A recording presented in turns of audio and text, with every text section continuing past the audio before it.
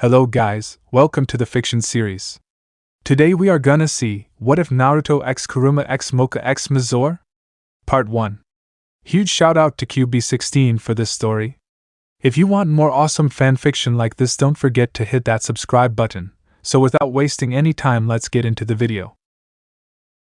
Naruto slowly began to wake up and began stretching his arms.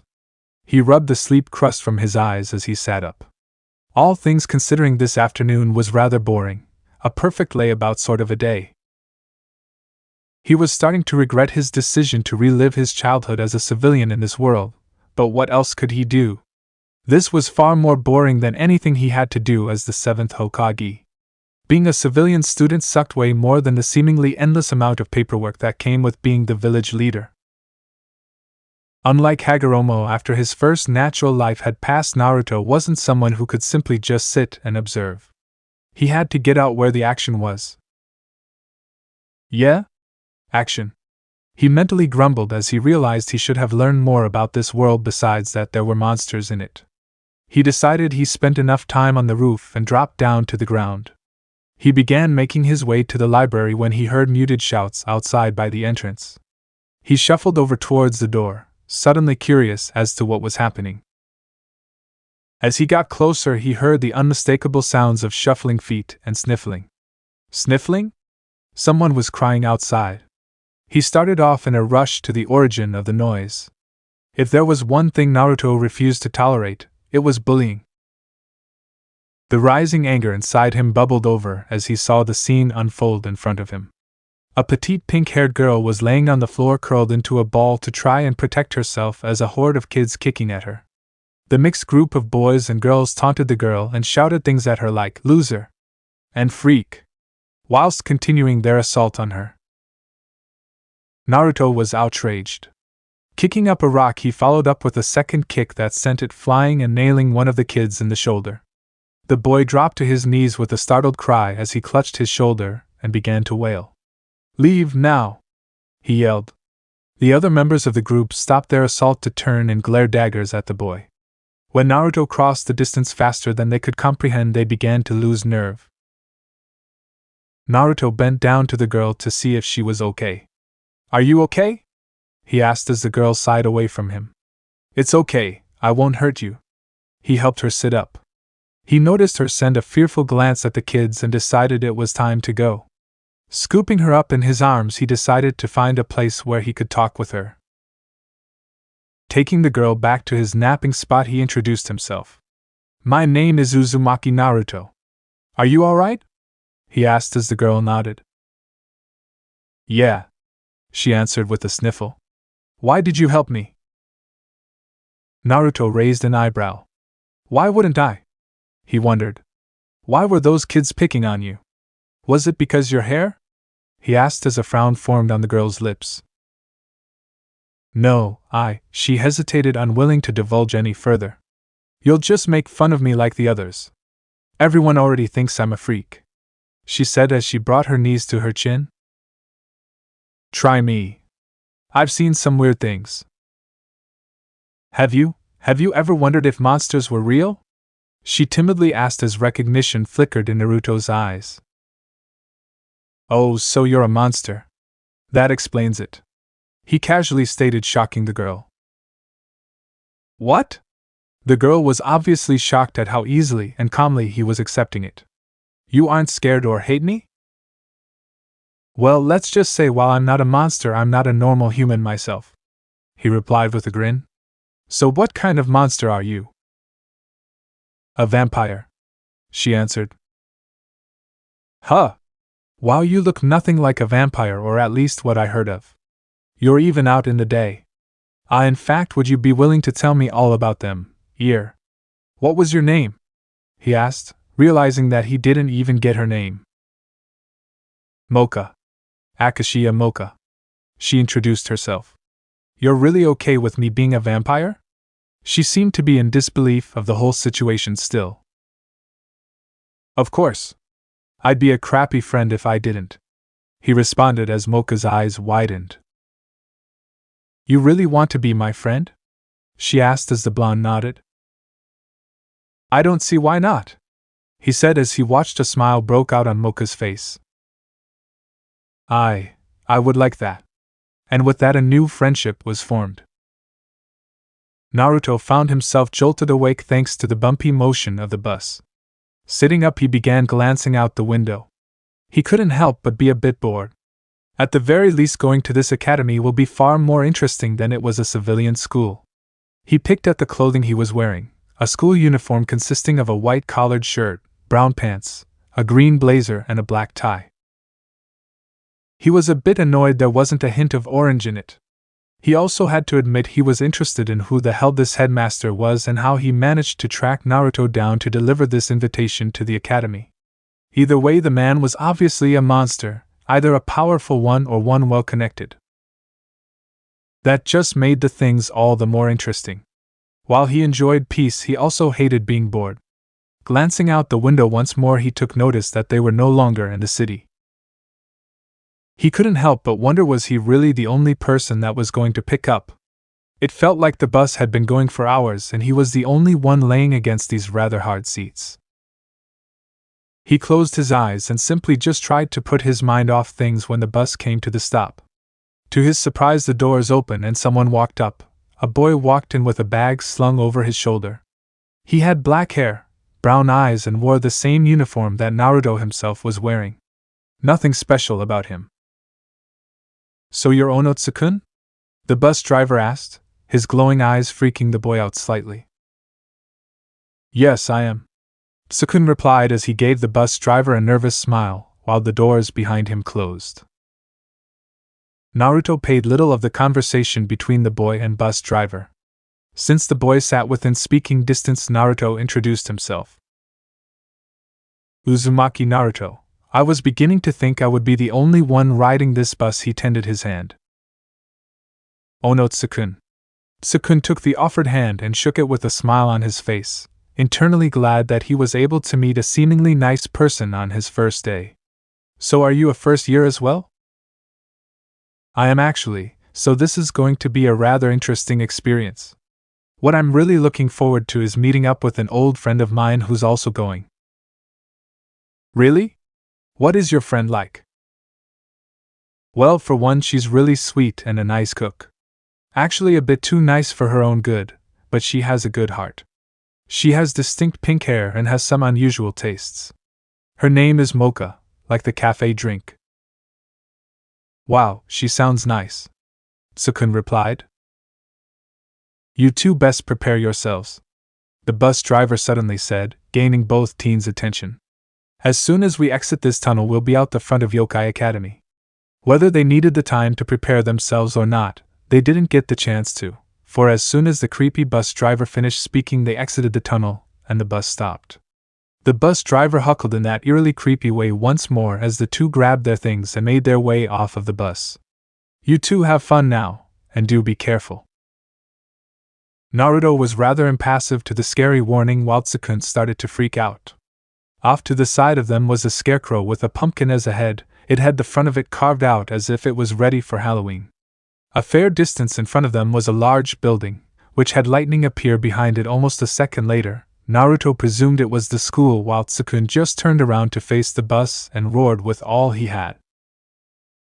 "What is this place? Where the hell did you drop us?" The black-haired boy then turned around to study the school building more thoroughly, his eyebrow twitching slightly. It looks like a haunted mansion." "Relax," Naruto told him, an amused expression forming on his face. "The staff seems to be rather eccentric, or maybe they're preparing for Halloween. Unless you want to be late, I suggest you hurry up," he remarked as he began walking ahead. Reluctant, Sukun began following after him. Seeing a path, Naruto continued making his way down when a feminine scream drew his attention. "Coming through, out of the way!" Naruto turned as he saw a bicycle and pink barreling towards him. Naruto merely raised his arm and scooping the figure off the bike by her midsection as the pink went tumbling in the bushes. The girl in question was a teenager with cherry blossom pink hair flowing down her back. She had deep green eyes and wore a green of an ice or blazer over a white blouse with a plaid skirt that parted enough to show her undergarments, which only served to make her look all the more arousing. Around her neck was a rosary with a red jewel in the center of it. The girl in question gazed up at the person whose arms she was in. A faint blush formed on her cheeks. "Hey there, Moka-chan. Looks like you filled out a bit more since I last saw you." "Naruto!" She couldn't stop herself as her hand met his cheek, causing the blonde to let her go, laughing his ass off. "I haven't seen you in a year and that's the first thing you say." She finished in a huff, her cheeks burning and her arms folded. "Come on, Moka-chan, I was just messing around." He did his best pout, but the vampire refused to meet him. However, could I ever get Moka-chan to forgive me?" he asked as he grabbed her arm and spun her around. "Maybe let her have her favorite meal?" he asked as he saw the pinkhead's eyes light up. "Really? Are you sure?"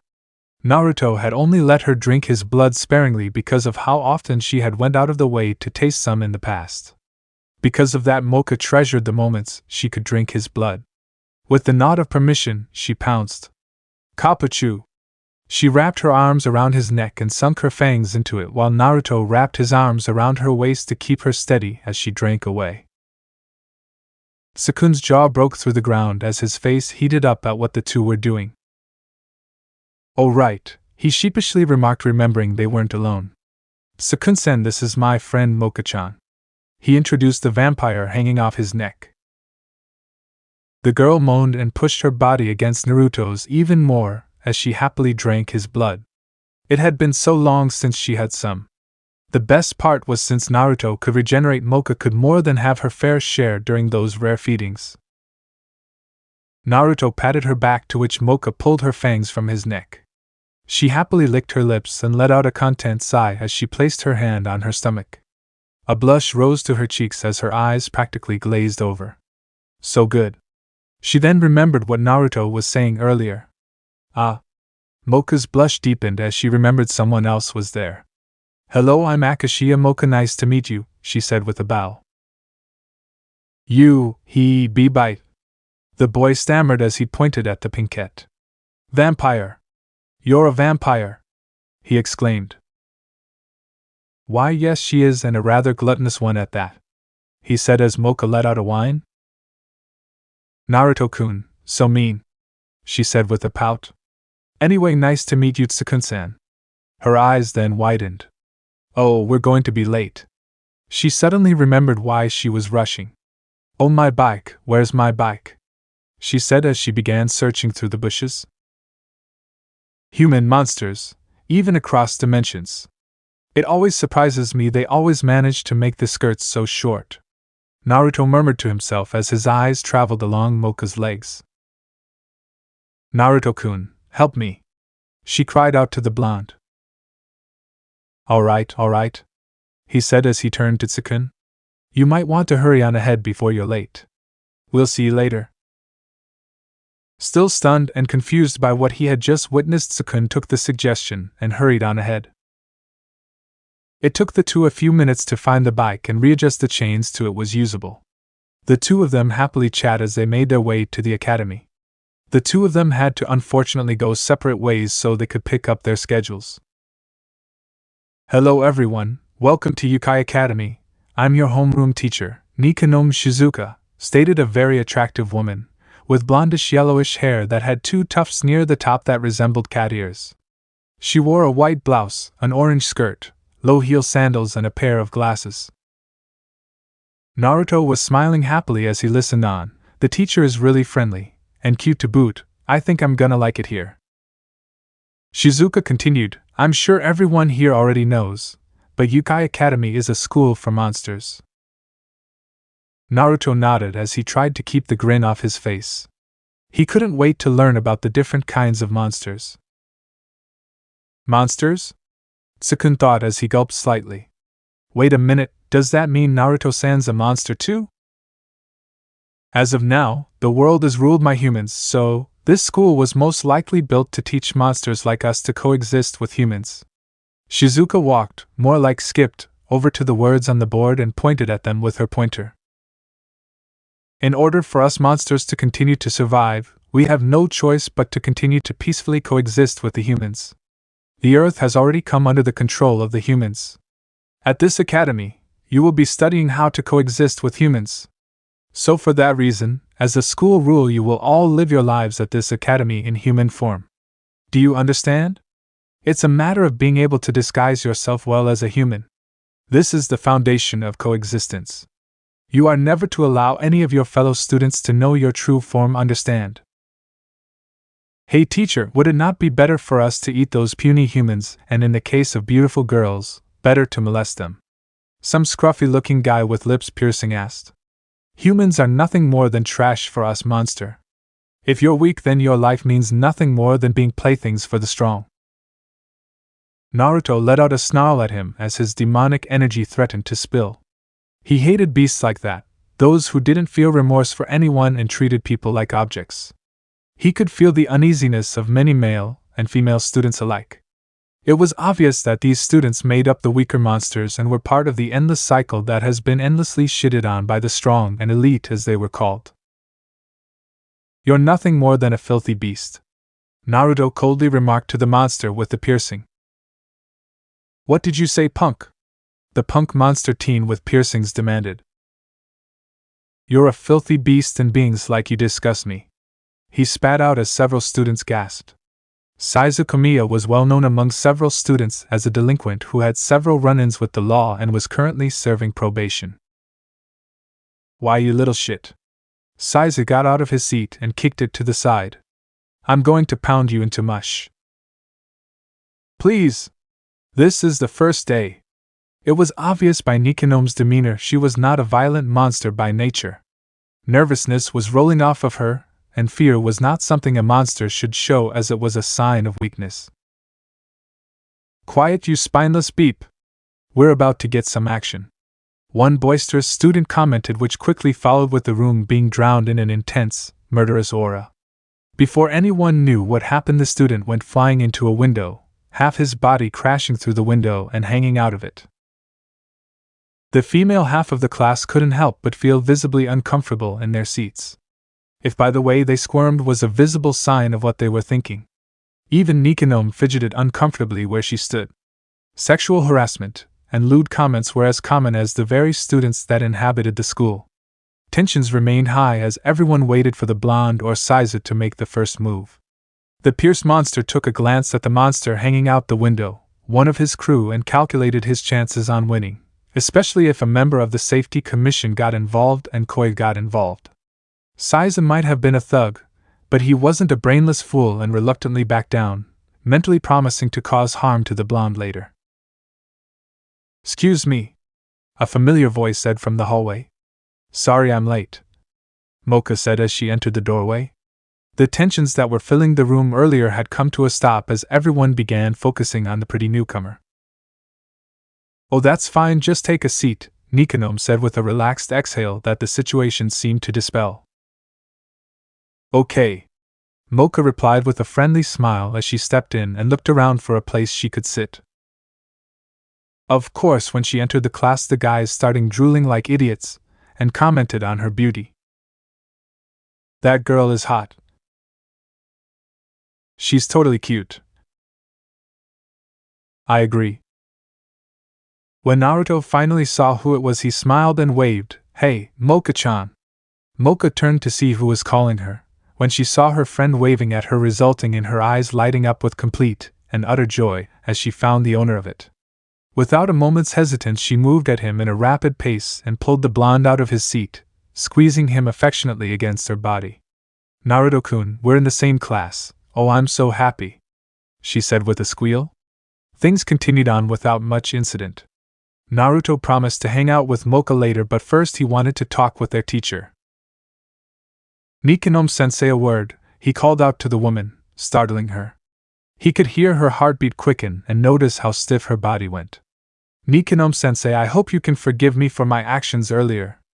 I took notice of the comfort of my fellow students and let my own emotional behavior override what my mind was telling me. I hope you don't think I was trying to dismiss your authority, but it looked like you needed a little help." Nikonome's nerves began to unwind as that biting terror she felt from before melted away. The threatening aura from before that nearly left her paralyzed was now nothing more than a fading memory, as standing before her was a gentle warmth that sent tingles down her spine. Seeing as it was her first year as a teacher, Nikonome was plenty worried about her performance, and that shone. Considering how incomplete her disguise was and that she wasn't exactly the brightest monster, her job prospects were rather limited. And when Naruto took her hand and kissed it, Nikonome couldn't help but flush. "It's okay, Naruto-kun.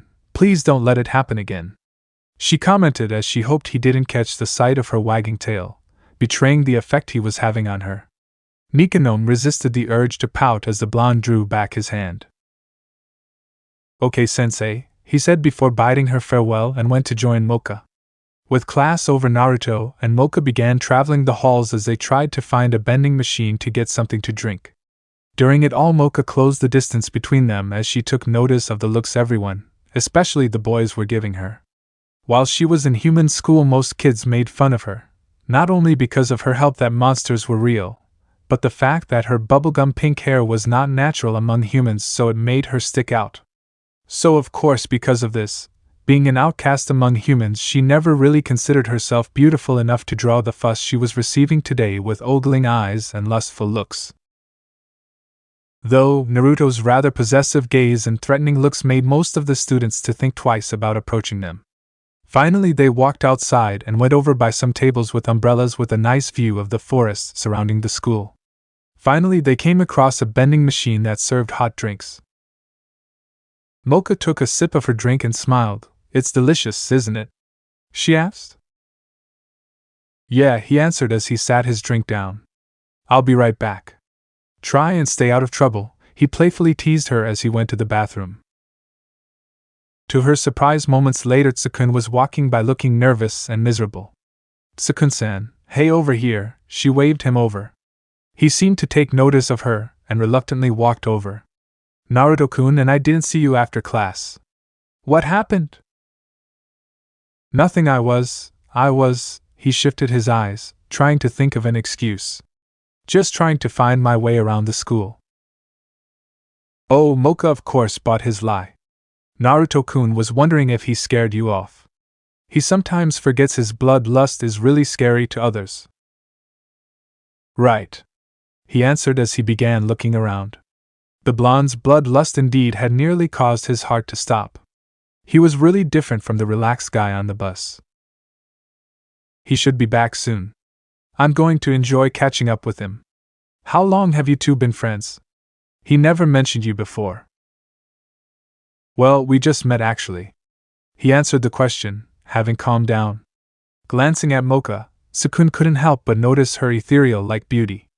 He surely would have been smitten, but quickly remembered how close she was to Naruto and didn't want to face the blonde's wrath. "You're Akashiya, Moka, correct?" The two turned their heads to see the Pierce student Tsukun recognized Naruto almost got into a fight with. The thug walked up, he student who had suggested eating humans before, and homeroom walked up, a smug smirk adorning his face as his eyes traveled over Moka's body. "I'm your classmate Saizu Komiya. Salutations. Please tell me why a beautiful woman like yourself is hanging out with this loser?" He reached over and grabbed Tsukun's collar before lifting the human off the ground with ease. "Put him down, now!" the voice from behind Saizo demanded. "Naruto-kun," Moka cried out upon seeing the blonde had returned. Saizo sneered at him. "And what are you going to?" Saizo suddenly found himself doubling over, forced to drop Tsukun, who landed on the ground. Naruto removed his elbow. "I'll do that," he cheekily finished. "Weak dogs like you pick on the weak because they're inadequate. I'll give you one chance to leave and I'll forget this." "You little shit! I'll kill you for that," Saizo said, standing up with anger clear in his eyes, as he snarled like a wild animal. "Naruto-kun!" Moka cried out to Naruto in concern and was about to go to his side when the blonde held up his hand. "I'll be okay, Moka-san, just let me handle this," he said as Saizo charged him, only for Naruto to twist and easily avoid Saizo and jammed his elbow into the monster's back, causing him to double over. Before the brown-haired thug could recover, Naruto jammed his foot into Saizu's back and forced him into the ground. "What are you punks waiting for?" Saizu shouted as he struggled against Naruto's foot. Out from around the corner, several monsters appeared around the corner. They all either had eye or nose piercings. The first was rather short and slightly beefy with arms that looked too large for his body. The second was the tallest of them with beady little eyes and a shaved head, and the last of them had black eyelashes, but badly dyed blonde hair. They all charged the blonde at once, only for an invisible force to send them flying into the walls of the school with a bone-crushing thud. "I hate thugs like yourself. Preying on those who can't defend themselves and would force themselves on women." He dug his foot harder into Saizu's struggling back. "Rumor has that you were sent here to be straightened out, and that you raped several human women." "Bah!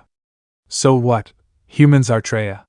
Saizu was cut off as Naruto lifted his foot and stomped down on his back. "The only trash I see is you," he coldly remarked. "How does it feel to be so weak and helpless? Not even able to raise a finger to protect yourself. Hurts, doesn't it? The same terror your victims felt, I bet?" Naruto spat down on him. "Let this be a lesson to all of you," he shouted out, well aware of all the students who were attracted to the commotion, not so subtly watching what was going on. "If any of you even think of approaching Moka or anyone else I consider a friend with impure intentions, I will break you," he remarked, the last part he emphasized while looking down on Saizu, removing his food. He began making his way over to Moka and Sukun when Saizu pushed himself to his knees. "You bastard. I'll make you pay." His muscles started bulging and he grew taller and taller. He was a hideous being, his skin an ugly pale beige, he had spikes growing out of his shoulders, and his finger became plated and clawed. His eyes had turned a dark green with slits. "I hoped I wouldn't have to do this, but you've left me no choice. This is my real form, a monstral orc." His tongue zipped out of his mouth and towards Naruto's throat with the intent to snap his neck, only for the blonde to quickly spin and yank out a kunai, ramming it up at the tip of the tongue, causing a cut and Saizu to howl in pain. "Bastard! Die!" The monstral orc charged him, only for Naruto to disappear. "What the?" Saizu looked around, only for the sound of chirping birds to fill his ears, and then a hand plunged through his back and through his stomach. Cry of 1,000!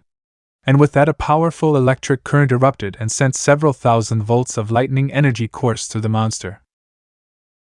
"Holy hell, Mizore! Did you see that?" one monster asked another seafoam green-haired monster. "This Uzumaki is rather interesting."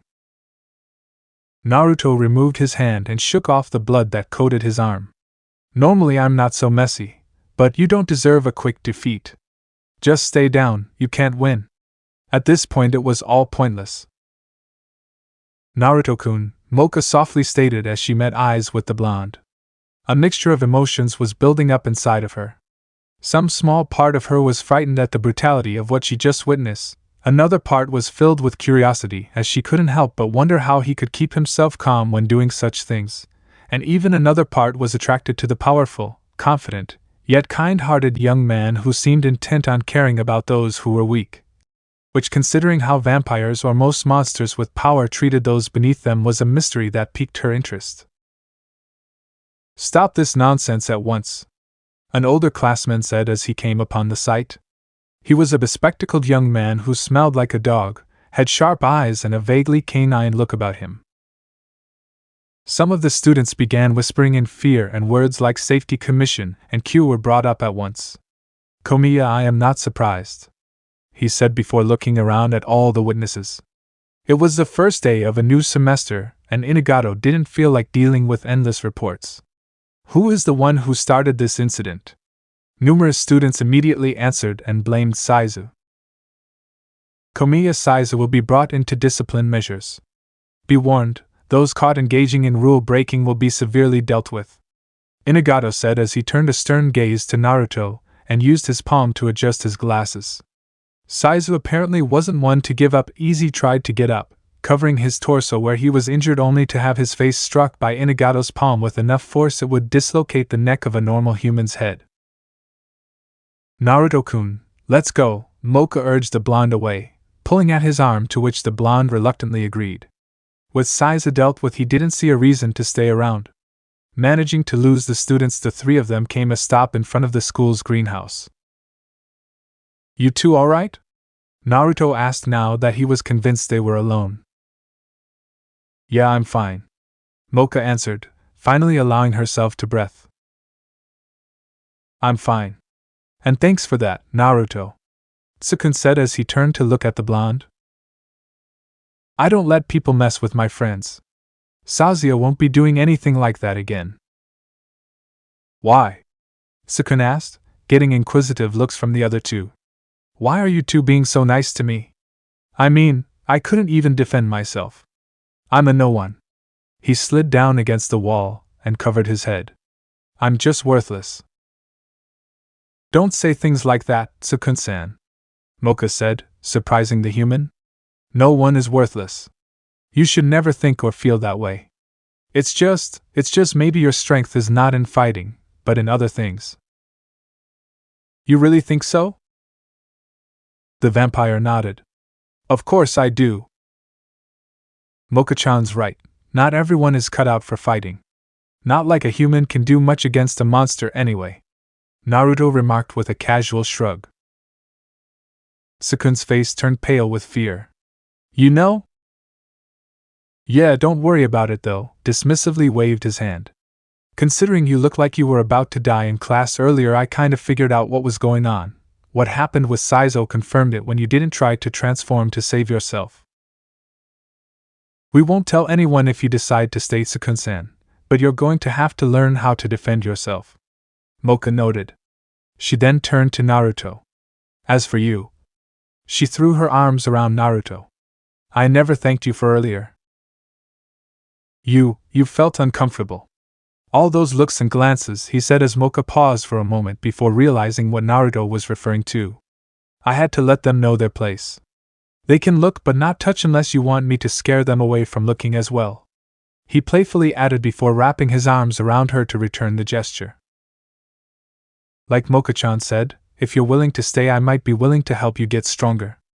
It's something you have to decide for yourself. Sukun found himself in a conundrum. On one hand, this academy was insane, it was filled with monsters, but on the other hand, he had finally made friends. 2 friends who didn't treat him like he was a nobody. The hug between them soon came to an end. You don't have to answer now, but quite frankly, I'm interested in seeing more of the school, Naruto suggested. Realizing he didn't need to make a decision now, Tsukun decided to follow his 2 new friends around the school and see if he might be willing to give this a shot after all. Naruto sat peacefully in the room as the rays of the sun shined into the room. The dorm was a nice room, square 20 by 18 feet. It was enough to fit a nice size bed, a desk with a single chair, a fridge, a dresser for clothing, and a microwave. Because the walls of the room had apparently been freshly painted before his arrival, thanks to the jackass who had the room before him had a thing for graffiti, he had been using a set of salts that dimmed his sense of smell, as the paint used had fumes that caused his head to ache. Standing up, Naruto walked over the window and opened it only to receive a cold blast of wind, causing him to shiver. While he couldn't smell any stray scent of animals or the plants, the cool sensation of the morning wind brushed against his skin, causing him to shiver slightly. Now wide awake from the blast of cold air, Naruto went into the bathroom and turned the nozzles. Holding his hands together under the running water, he leaned over and splashed his face a few times before reaching out for a towel on the handle and dried his face. Getting dressed, Naruto walked out of the room and outside as the cold air hit him full force once more. For whatever reason, the cold air seemed a lot more chiller than what the weather reports predicted. Maybe some sort of water or ice monster had screwed around in the area, and this was the aftermath. So with that, Naruto entered the main building, and of course Moka was being mobbed by her ever-growing fan club. Wow, she's gorgeous! A random student exclaimed excitedly. What a sight! Another rather excited student yelled. I love you! Please go out with me! Naruto couldn't help but sigh in annoyance. Wherever they went, boys were endlessly complimenting Moka's beauty. Bubbly, kind, and beautiful made up Moka, But what did any of them actually know about her? They fawned over her beauty and didn't even bother to get to know her. No, they act like horny and shameless saps that crowded her and followed her without relent. The poor girl was probably never going to get much peace from these drooling idiots. Such much for being beasts of legends and mythical creatures. They acted no more than the stock and bland characters of the typical harem anime. "Hey Moka-chan," he greeted the girl with a wave who was trying to weave herself through the wave of boys. To anyone who actually bothered to look, it was obvious she was uncomfortable with the attention the mob was giving her. Spotting him, she smiled and immediately rushed over. "Naruto-kun, how are you this morning?" "My morning was okay," he simply told her with a shrug, ignoring the sneers and death glares from the other student. "Okay," she said, taking a whiff of his scent and repressing the urge to shudder. "Naruto-kun, she began, then immediately leaned in and sunk her fangs into his neck. At the sight of Moka biting him, all the other boys let out a jealous groan, along with more than a few making death threats against the blonde. When Moka finally let go of him, she looked absolutely content. "Sorry, it's just because your aroma is so good, I couldn't help myself. Thanks for the treat," she said, flashing a cheerful grin. "You know you can just ask instead of just leaping right in and biting me. Though I really don't have words to describe that tingling sensation," he said, massaging the bite marks he knew would visibly vanish in a few minutes. "Sorry, Naruto. It's just that your blood is so delicious," she said, then smiled. "Yeah, well, you should really ask before you take a bite. I mean, you never know when I might have an illness or if someone poisons me, and I would hate for you to get sick because of it." Moka could feel herself swooning slightly at Naruto's concern for her. "Well, I would just drink from a pack then and nurse Naruto-kun back to help." "Candy striper outfit and all?" he asked with an impish grin. "Naruto!" Moka exclaimed, her face going red. She was about to chastise the blonde when she remembered it was almost time for her next class. "Where's Tsukun-san? He would usually show up by now." "He's still resting off the shinju fruit I gave him," Naruto replied with a shrug. A small frown formed on Moka's face. "You know it probably wasn't a good idea to give him so a big one. Let's face it, an ordinary human, no matter how gifted, isn't going to become strong enough to handle himself against the type of monsters that go here. The idea of it is laughable at best, and the only thing he'll be able to learn in such a short amount of time would be how to run away. Once his body recovers, he'll be able to do much more with chakra than any amount of training could help him do. Anyway, we should head to class. After break, let's meet at the usual spot, okay?" "Okay," Moka responded with a nod and smile. So far the day was carrying out like normal. Done with his classes for the day, Naruto began making his way to the usual spot. Someone please help." A soft, pleading voice echoed throughout the school grounds. Naruto stopped as he started to focus for the origin of the noise. "Someone please," the voice called out a little louder as Naruto followed the origin of it until he was finally able to connect the voice to a face. The person in question was a young blue-haired girl wearing a yellow sleeveless sweatshirt of some kind instead of the green school outfit and miniskirt. Her hairstyle was up with a red ribbon, and her pose looked rather seductive despite the fact she seemed to be in trouble. Well, considering her impressive endowment, she really would be in some sort of trouble if someone else found her. The girl in question was sitting underneath a tree looking up at him with this vulnerable expression. "Help me, please," she called to him weakly. "Please lend me a hand. I just suddenly started to feel ill." She held a hand out to him. Of course, he carefully helped her up to her feet. "Can you stand up? We should get you to the infirmary." "Thank you very much," she said gratefully.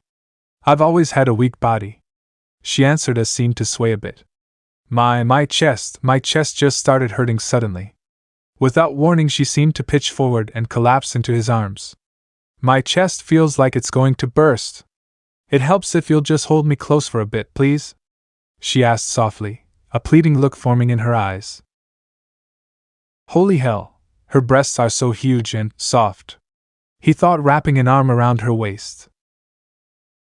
She looked up at him with those dazzling, hypnotic shade of violet pools that where her eyes appeared to gaze into his soul. My name is Kurumu. Please be a good friend to me, okay?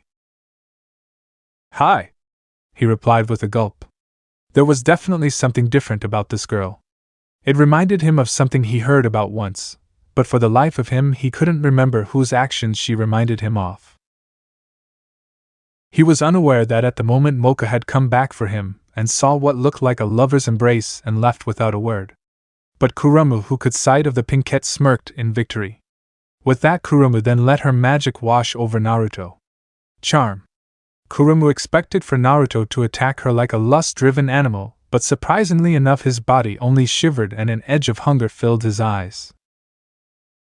His breathing became heavy and he reached out and gently cupped her cheek. It seemed like electricity surged through her body from his touch. Kurumu had to suppress the urge to giggle in delight. If there was one thing that Kurumu loved besides baking, it was winning. His hand slid down her cheek and accidentally fell upon her breast, causing her to moan and her cheeks to flare. What is this feeling? Kurumu wondered as her heart began to beat in her chest. Her lips slightly parted as she found them moving despite her mind being blank. Can I kiss you? He asked as his face hovered a few inches from hers.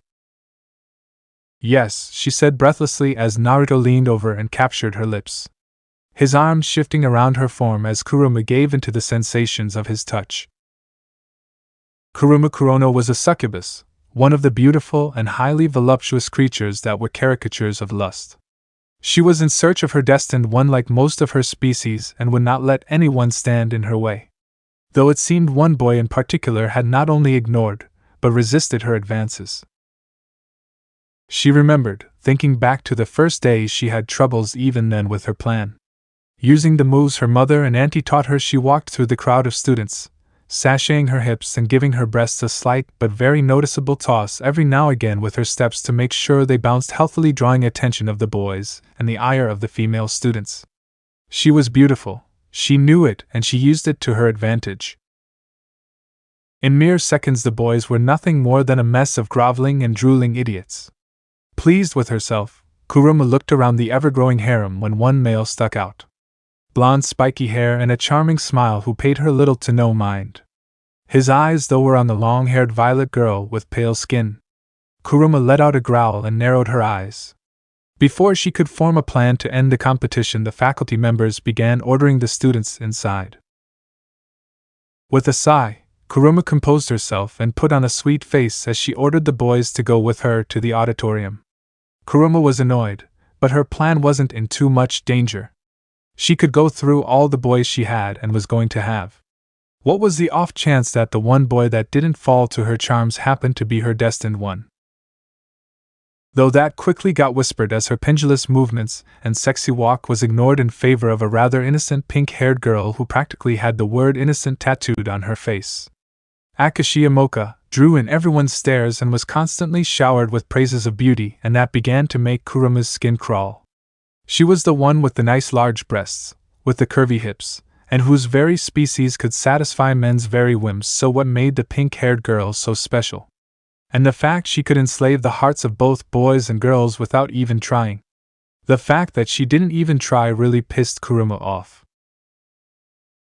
So she put her plan together, a little act, and she was able to ensnare the blonde-haired boy that followed Moka around. He seemed rather different from the other boys, and by that he didn't fumble and fluster over Moka endlessly. What really drew her interest were the rumors of him defeating Saizu. While Kurumu never met the monstro personally, she knew of his reputation, and one or two of the girls from her auntie's club complained about him being forceful with them to the point it borderline assault. Kurumu toyed with the idea of such a powerful and unusual boy being her destined one. A boy that she couldn't so easily wrap around her finger, and if what her mama told her was true, then her destined one would be the one to complete her. And while the boy didn't fall to her charms immediately, she was sure it wasn't going to take long. After all, it only took a wiggle in the hips and her breasts jiggling, she sauntered down the halls to gain the attention of nearly every hormonal boy. Her little entourage would follow her wherever she went, and followed her every step. Kurumu-chan, I love. Kurumu-chan, you're beautiful. Kurumu-chan, is there anything I can do for you? After the first few days it was fun, but after a while it got monotonous. They were nothing more than mindless slaves, carrying her books, sinking her praises, and endless compliments. They followed her down like little puppies waited for orders. Was she so desperate for popularity she overlooked the fact that she wasn't even sure what she was looking for? She knew she was looking for her destined one, but what was her destined one exactly? Besides the special person she was going to spend the rest of her life with. To start a family with? She wanted someone that would love her and be loyal to her. A gentleman that would treat her right, but not only that was handsome, had a great body, loving to her and the many children they would have. She also wanted someone short and would be a magnificent lover. Someone that would cherish and love her instead of these young boys leering, drooling and being nothing more than bumps on a log. In fact, it seemed like she drew in even more boys than before, but they were just like the rest. Date after date after date, it was the same thing. They all wanted to her as their girlfriend and didn't seem to care about finding out her past or anything like that.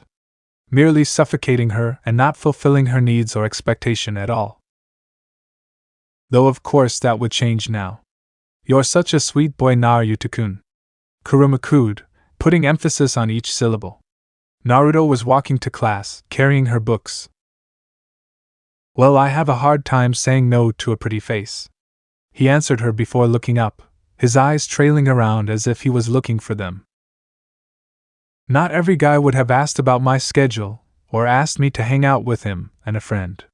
They would usually try to get me alone," she said as she used her finger to trace along his chest. "You're a real nice guy who doesn't try to take advantage of me," she said, batting up at him with innocent eyes, pressing her chest against his. "There aren't a lot of guys like you left." "Kuruma-san, listen." Kuruma placed a finger on his lips as she scooted closer on the bench. "I think I would really like," she hopped up and plopped down on Naruto's lap, straddling him.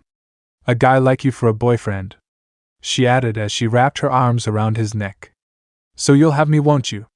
she gently asked as she began moving in towards him only for him to pull back. "I'm sorry, Kuruma-san, but," he trailed off, trying to find the words to let her down gently. "It's her, isn't it?" she asked, her voice just above a hoarse whisper. Without waiting for a confirmation, Kurumu took off, her pride taking over as she refused to lose to Moka after coming so close. Speaking of which, Moka was so lost in her thoughts she didn't notice Kurumu walk up to her and didn't register her presence until she said something. "You're a vampire, right?" she heard, looking up to see the same blue-haired girl from before. "That's at least what the rumors say, Akashiya Moka," Kurumu said as she leapt down from the railing of the staircase and skillfully landed on the ground. "You were the one with Naruto earlier, when did you?" She was startled, wondering who this girl was and wondering what she wanted. "I am the succubus Kurumu Kurono," she interrupted the vampire, appearing in front of her in an instant. "I have come to defeat you." "Wah, but isn't fighting against the school rules?" Moka asked in confusion as she stepped a few steps back. She wasn't a confrontational person by nature, so she hoped to avoid fighting if she could. "You're the biggest eyesore to my great plan," Kurumu declared, dramatically pointing at Moka. "Plan?" Moka echoed, startled by this girl's claims. "To make every guy at Academy my love slave, the Yokai Academy transformation plan. It was a perfect plan. I should have entrenched every male with my beauty, but then you came along," she said, pointed in Moka's face. "I won't let you get away with this. I'll never lose a battle in feminine charm, so I'll defeat you and steal Naruto away from you to prove I'm better." But what does Naruto-kun have to do with this?" "He has everything to do with this," replied with a snarl. "He is a likely candidate to be my destined one," the cyan-haired girl added as she continued to glare at the pinkette. "It's no surprise that you aren't aware of the concept. After all, you vampires may look down and sneer other races, but even we succubi can falling in love. The succubi race is dying out, and the only way we can reproduce is with our destined ones. The only one capable of not being bent to the whim of the charm, and the only one we can love with all of our hearts. But I'll never be able to find out as long as you stand in my way. Moka couldn't help but be wrought with confusion. Me? But what did I do? She couldn't see why the cyan-haired girl seemed to hate her so much. Just by simply being you draw in boys without trying. Once I find my destined one, I could care less about the rest of these lunkheads. But what about all the other girls? Every potential relationship your presence is destroying. Kurumu hypocritically stated, ignoring the fact her own actions of trying to find her destined one was essentially the same thing. And the fact if you really cared about him you wouldn't treat him like a walking blood bank. The accusation hit too close to home as tears filled Moka's eyes as guilt overwhelmed her. The accusations proved too much as Moka retreated, no longer wanting to hear any more of the girl's accusations. But I won't let you have him. If I take care of you, then no one will be in my way. The air suddenly began flowing around with the force of her yuki, resulting in the mirrors of the room to crack and the desks nearby to being blasted away and the dirt of the room gathered by the walls. Suddenly, wings sprouted from the back of her uniform and a tail sprouted from the back of her skirt. Her nails began to lengthen until they became long, elongated blades. Kurumu charged forward, ready to strike down Moka when the sound of Naruto's voice distracted her. Moka! I won't let you, he said as his hand shot forward and he caught her wrist.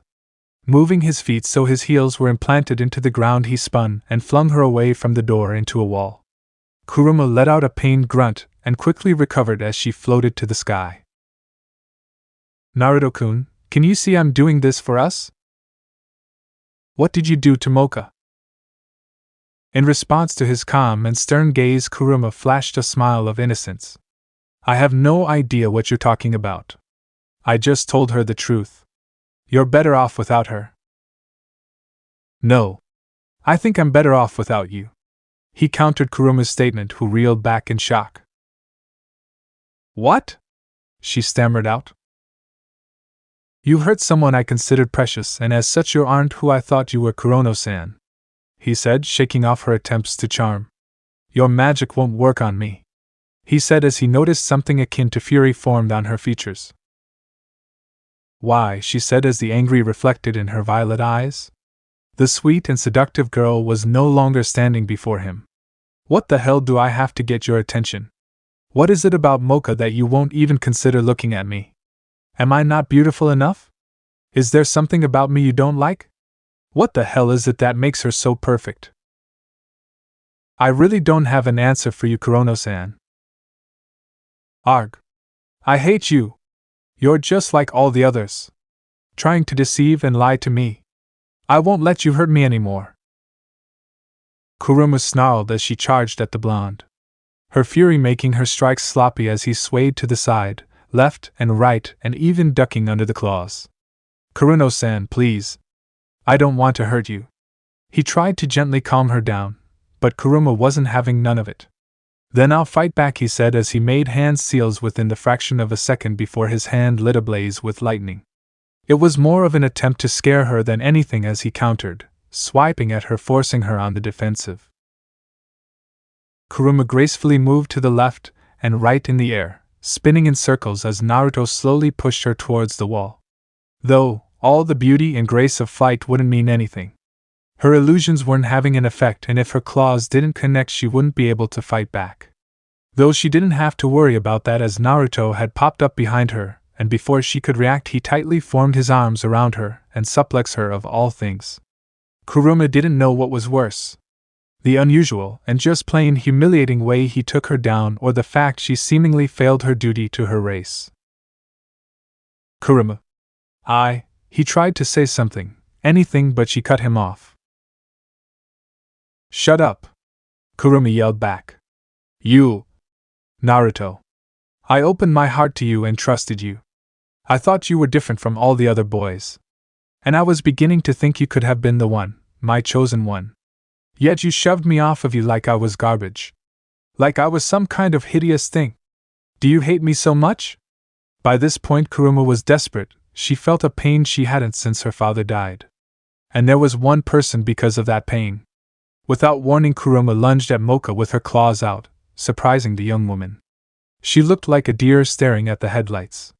But she didn't even need to dodge as Naruto came to her rescue and shoved her out of the way. Naruto's face contorted in pain before the full force of Kurumu's momentum with her poised claws stabbing into gut. "Naruto-kun!" Moka exclaimed as she reacted. Seeing Naruto injured finally snapped her out of her sorry state, and she reacted. Using the strength she didn't know, she shoved Kurumu off of Naruto and sent her flying back. "Look at what you done! You say I'm supposed to be the danger? If you really cared about Naruto-kun, you wouldn't hurt him like this? Can't you tell it's tearing him apart hurting you?" Kurumu and Naruto were both surprised at the intensity of her words. That the same girl who was so close to tears earlier was fiercely lashing out at the succubus.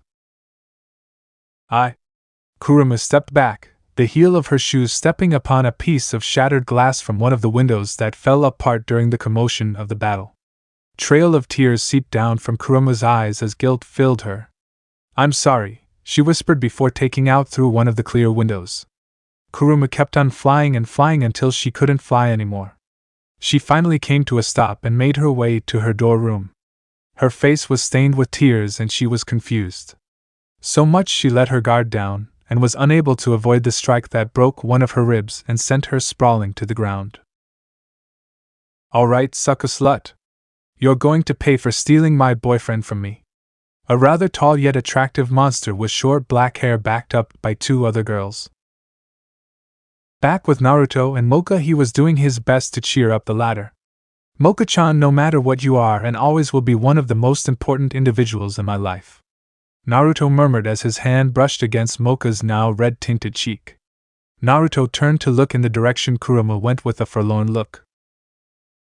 You want to go after her, don't you?" Moka asked as Naruto looked down at her downcast face. Moka then felt his finger under her chin and lift up her face when Naruto's lips were pressed against hers. Moka's eyes widened and her cheeks darkened as she moaned into the kiss. She felt herself grow a bit lightheaded as the kiss broke with a tender lip-parting smack. "She's my friend, but you, Moka, I still care for you. I still wish to explore the nature of my relationship with you more, but that doesn't mean I can abandon a friend of mine who's in pain. I hope you can understand that." Speaking of pain, Kurumu found herself in an unfavorable position. The last thing she had even thought or considered was incurring the ire and jealousy of very violent and possessive female monsters. And now she found herself cornered by three angry female monsters. The first was rather large and was fern green with bioluminescent scales and pale yellow eyes. The tall and dark-haired girl had transformed into a sea monster with webbed fingers and toes and sharp yellow teeth and smelled of the sea. "You she-slut!"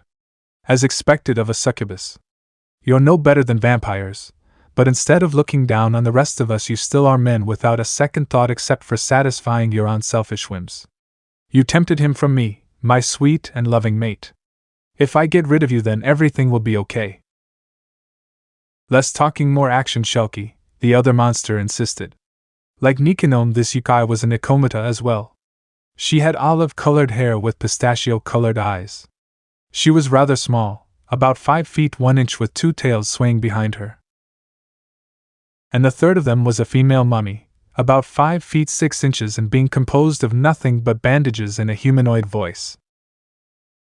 "I won't let jealous and ugly creatures such as yourselves get in the way of my plan," Kurumu hissed as she changed into her natural state. Before she could attack, the mummy's bandage sprouted from its body and restrained her arms and legs. "Let me go!" she shouted as she shrugged against the confines. Poor little succubus. If you spent less time patrolling for beep and training in your useless craft, you might have stood a chance, the cat girl malicious taunted as an emerald flame ignited in the palm of her right hand. "I got an idea, girls. Let's give her a little makeover." But before the cat girl could attack, a sharp burst of wind shot forward and slashed the mummy's bandages, freeing Kurumu. "Jealousy is such an ugly thing, so I'll say this now. Leave, and you won't be harmed," Naruto warned the female monsters with a deadly edge to his voice. "Naruto," Kurumu said with a pant. "And Moka?" she added upon seeing the pink-haired girl. "Why?" "You're my friend, Kurumu-chan. If I can help, I will," Naruto said as the sea monster snarled in outrage. This is no business of yours. Leave before we do away with you as well, she warned as she fired a burst of poison mist to scare the blonde away, only for the mist to spread away and from the two by an invisible barrier. 3-on-3, sounds fair, don't you think? Naruto asked with a grin as his hand casually shot back and clipped off Moka's rosary. The area soon began to flood with energy that easily dwarfed the other three monsters combined. Kurumu as well was caught by surprise despite the fact she was aware that Moka was a vampire. As for Moka, her eyes had immediately glazed and warped when the rosary was released. Her green eyes turned red, the pupils dilated and became slits as her form was coated in demonic energy.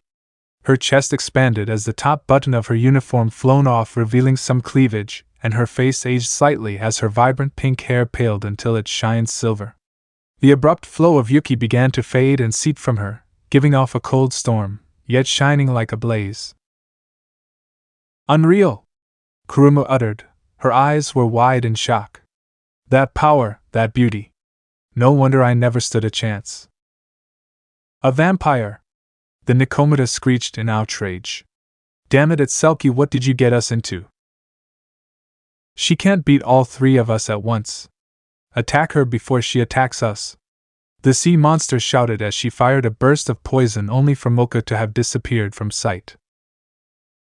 On second thought, Naruto spoke from Kurumu's side, startling the succubus. Moka is more than enough. You think the likes of you can stack against me? You are nothing. Moka appeared by the sea monster's side, her leg connected against the side of the creature's head, sending her flying into a wall and knocking her unconscious.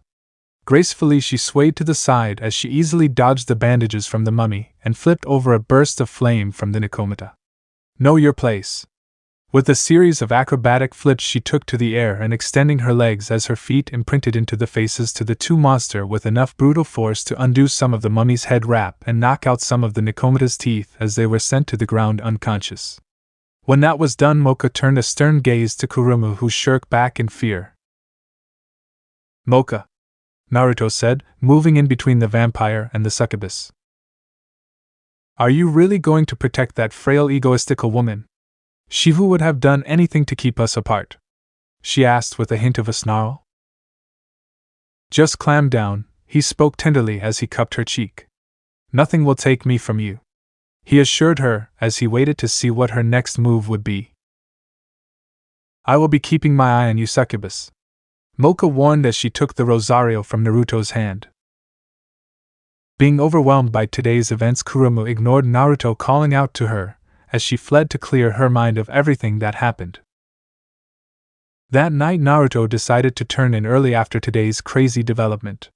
Hey there, I've been waiting for you. Naruto froze as he flicked on the lights. Sure enough was the beautiful and busty Kurumu in a clear white see-through gown wearing a black lace bra and panties. So how did you get in here? I flew in through the window. She answered his question like it was obvious, and to be fair, considering she revealed her form to him no more than a few hours ago, it kind of was. Naruto turned to the window. I knew I forgot to booby-trap something. Naruto-kun is definitely a funny guy, she replied with a shy. Why do you protect me? She couldn't help but wonder what his deal was. She was helpless earlier today, and he came to her rescue. He had protected her from Moka as well and seemed intent on being nice to her. Why, what was this all about? He asked as he sat down on the bed.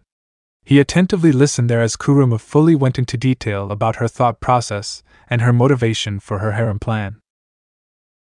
I understand if you don't wish to have anything to do with me, she said after she finished telling him about her attempts to charm him. I don't hate or blame you, Kurumu, he replied as Kurumu looked up in shock. It's simply your species' nature. I know all about losing oneself to instinct, so it would be hypocritically for me to hate you over something that's a part of you, he said as he caressed her cheek. You're a beautiful girl, Kurumu. How? She softly asked. How can you be so forgiving? Because I can see it in your eyes, the lowliness you feel. I also know the stories as well and your species' plight. The succubuses are a dying breed and you have a duty, don't you? I can't say that I'm your destined one, and I can tell you now I'm in a harem situation of my own. I don't want to hurt you or lead you on, so you deserve to know that. If you want me, can give things a try?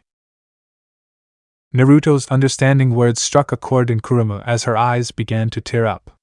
A smile formed on her face as she threw her arms around Naruto's neck. I'm so sorry, Naruto. I promise you won't regret giving me a chance. Kurumu had to restrain herself from wanting to claim his lips right then and there in a soul-searing kiss. Naruto wrapped his hands around Kurumu, resting his chin on her head. I'm sure of it. Now come on now, dry up those tears. I have to get ready for bed, so maybe you should go, he suggested as Kurumu sniffed and wiped away the tears, a small blush forming on her face. Maybe you and I can share a bed? She stammered slightly as he rose an eyebrow. Well, I am a succubus, Naruto-kun. I'm a succubus. My kind thrive for touch. We live for sex. So why don't you indulge your desires with me? I can be anything you want. I'll do anything you want. I can be your mistress, or you can be my master. Kurumu, he said, shaking his head. I think we should get to know each other a little better. I know I said we should give things a try, but let's not jump in the sack already. Besides, no matter how tempted I am right now, I just can't. Is it because of her? Kurumu asked, worry forming on her face. Kurumu, there is no reason for you to be trying to compete against Moka. As long as that remains your driving force, you'll end up doing something you'll regret. The thing is, I know for a fact no straight man, and even a few women, would turn down your offer. That's just the thing. I'm not weak-willed like most. Trust me, trying not to jump you right now is definitely a tough battle. I'm not saying no forever, just no for right now. Tell me, Kurumu, are you still a virgin? Well, yeah, unless you want to change that, of course, she purred in his ear. You're a persistent one, I'll give you that. Look, I like both you and Moka, and I'm not opposed to polyamory or whatever it's called. I know some species practice it for the sake of their bloodlines or clans, so I'm asking you for now, just be patient. So you don't want me as a lover? She asked, trying to gauge the blonde's exact feelings for her. For the time being, Kurumu-chan. This isn't just about your feelings, right? Please consider mine as well. It takes more than just beauty and power for me to want to have a meaningful relationship with someone. If I hadn't gotten to know you, I wouldn't be opposed to a one-night stand. But now that I see you as someone I care about, I don't want to cheapen it by having it be so meaningless. Now I'll walk you back to your room and we'll see each other some other time, okay? Okay, she answered as they stood up from his bed. Naruto, she began, hesitated slightly. Do you think I'm beautiful? I mean not my breasts, but me? She asked, wondering if he could grow to really like her. You're definitely beautiful, Kurumu-chan, as that light blue hair and those eyes of yours are enchanting. Thank you, she answered, looking down at the floor as her cheeks began to redden. Let's just keep what happened tonight between you and me, okay? He asked as she brightened up. Okay, thank you, Naruto. She told him as they left his room and entered the hallway as they made their way to her room. It was the start of another day as Nikanome began announcing to the class today's event. This academy's goal is to train monsters to adapt to human society. Just as I've been saying all along, she energetically droned on about what the students were expected to do until. So that means, starting today, you're all going to take up club activities. Understand? Everyone will participate in club activities. Everyone please visit a lot of groups and decide which one you want to enter, she said before casually reminding everyone to visit the newspaper club since she was the advisor. The trio began looking around and was amazed by the mass of students just swarming around them. There were stands, signs, all with one purpose, to try and recruit people into their club. Moka and Sukun had to hold their ears when a random student with a microphone began babbling incoherent words, or he was speaking in a different language. Trust me, don't join that club. Naruto warned them, only partially understanding some of what was said, but know full and well that it wasn't something his rather meek companions would do well in. Naruto-kun! There you are! Kurumu squealed as landed on Naruto's back, her breast smushing against them as she affectionately rubbed her face against his cheek. Hello to you too, Kurumu, he said, clearing his throat and trying to repress the affects she was having on his body. Kuruma-san! Naruto-kun and I were having a discussion. Moka fumed as she tried to restrain the urge to grab and fling the busted girl into one of the booths. She then blanked and wondered where that violent thought came from. Kurumu though ignored her as her legs hooked around his waist. Many students looked on with jealous glares. Hey Naruto-kun, what club should we join? Moka asked him as the blonde seemed more interesting in staring off into space than any of the clubs. The cooking club, of course, Kurumu answered as her arms hooked around Naruto's neck. We would have great fun, right Naruto-kun? Hey! How do you even know Naruto likes cooking? Moka argued as Naruto sighed, taking a moment to collect his thoughts. Come on girls, don't be rude, what about Sukun-san? Why don't we hear his suggestion? Sukun suddenly found himself being hit with the glares of two monster girls. Picking one was agreeing to certain doom by the hands of the others. I am fine with whatever the group decides, he replied with a nervous chuckle. Coward Naruto grumbled under his own breath, despite the fact he was trying to throw Sukun under the proverbial bus to save his own skin. I mean, there's so many, how do we choose? You're right, Moka nodded, it's too early to decide. Let's visit lots of clubs and see what they have to offer, she said excitedly. If that's what you want, Kurumu added as she hopped off and grabbed onto Naruto's left arm. She then sent Moka a look that conveyed a challenge to which if the pink-haired girl grabbing Naruto's other arm meant anything she accepted. Sukun didn't know whether he envied Naruto having the affection of such pretty girls or feels sorry for him for all the potential headaches that would come. As they walked down the crowded hall, Naruto could hear the prattle of the boys who happened to notice Moka and Kurumu walking side by side with him. They all gave tribute to the girl's beauty and cursed Naruto's name. So far, they had found none they wanted. Earlier, a creepy man had pulled them over and asked to take photos of Moka, in the nude. Naruto promptly decked the kid so hard in the mouth for boldly asking his girlfriend that the resulting injury left the boy without any teeth. This was one of those times that Moka did not admonish Naruto for being violent, but she didn't want to encourage him either. It wouldn't look good if he ended up beating up half the school before the semester was over. The guy at the chemistry stall offered to make love potions with Moka and Kurumu. Then there was another club who wanted the girls joined to practice their massage technique, and even an animal club. Yeah, he didn't want to think about it anymore. Hey you, would you like to join the swimming club? Naruto turned around and saw a beautiful woman in a two-piece swimsuit. She was, oddly enough, wearing a long-sleeve button-up shirt over herself, without it actually being buttoned. I'm the swimming club captain, Ichino's Tamao. Then as she turned to Naruto, her face held a lascivious look. Why don't we swim together? The light ocean blue-haired girl asked. Before Naruto could gather his thoughts, the woman had somehow managed to grab both of his hands and hold them in hers. The swimming club is all female, she began as she moved one hand to Naruto's face, stroking his cheek. The ladies will end up paying lots of special attention to the boys who join our club. Moka then quietly added, maybe we shouldn't join this club. Naruto's eyes widened and he nodded in understanding. If there was anything he could remember about lore, then it was that vampires had a weakness to water. Sorry, we're not really interested, he turned down the girl while trying to be as kind as possible. Tamao watched as the quartet walked away with a scowl. She was not one to give up so easily, and whoever this guy was, he must have been something to charm both Akashiya Moka and Kurumu. I'm not giving up so easily, Uzumaki Naruto. If I can't get you at the pool, I'll hunt you down and get you another time. They continued to trail down the hallway past the various banners and groups.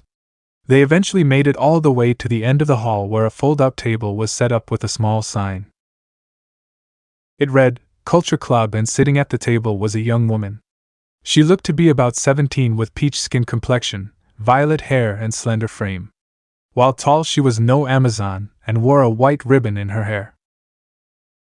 So some of the cute little juniors came to visit little old me. I'm Amaya Kuchikoro, she greeted with a cheeky grin. And this is the Culture Club. Gesturing her arm around, she pointed to all the impressive displays of art. They were a beautiful collection of penciled images indicating the various forms of the other monsters in mid-transformation. Oh wow, Kurumu found herself entranced by a succubus number, in mid-transformation, her modesty covered by her wing as she wore a saucy smile. It was a mixture of haunting and beauty that spoke to her. Naruto glanced around at each of the images and nearly found himself breathless at what had been poured into the paintings. You made all these? Art is what I do and it's what I love. I have to do something to pass the time considering it's, well, just me. 2-year dry streak, wish I never started this club. So it's you? Moka couldn't help but feel sad for the girl. To be alone without any friends. Yeah, I formed this club because I thought it would bring some of the students together, you know. Get to know each other, study our cultures and bond. I soon found out that my basic outline was too much work for most of these lazy sacks. They rather pick easy clubs that loaf around once a week. Considering that you can join more than one club provided your hours don't conflict, there's really no excuse, you know. A cultural club sounds kinds of fun, Sukun noted. Considering every other club has bang everyone in this group but Sukun on the brain, I think our choice is obvious. Naruto casually remarked. Did you have to put it like that, Naruto-san? Sukun lamented with a dry sigh. You get respect once you rise up from the level of scrub. So when would we be expected to attend? Moka's interest was drawn in. It did sound a little challenging but worthwhile. We meet on Tuesdays and Thursdays along with alternating Saturdays. We also meet on the Fridays prior to any holiday relevant to the species of a group members, in which they have a few days to prepare an optional presentation about their species. So how about it, everyone? Want to join? It was pretty much a unanimous decision. That did not stop some individuals from wishing to pursue members of their group. Akashiya, radiant flower of the academy, won't you be mine? The person who approached the vampire with the bouquet was an older classman with green eyes and ink-black hair, which he kept back with a red headband. He wore the standard male uniform, except for the tie, and his shirt is open a little, which shows a wolf head pendant he wears around his neck. Who are you? Moka had been stunned beyond words, and not in the good way either. Morioka Jinai, but you can call me Jin-kun or lover. Sukun immediately took one large step to the side and began to slowly back away, not making any subtle movements lest he wants to be caught in the draft of Naruto's movements. I am sorry, but I'm not interested.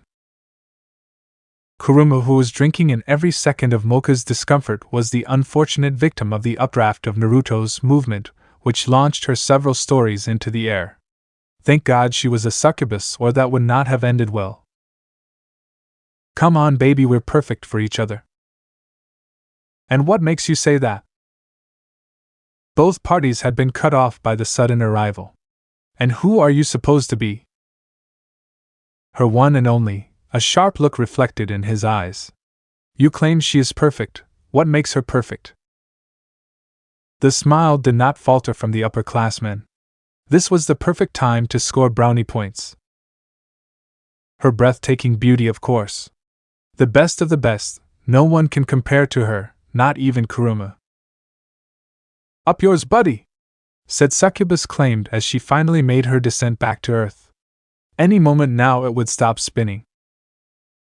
A shallow cretin who only sees a prize. You know nothing about Moka. You don't know her thoughts. You don't know what she excels in.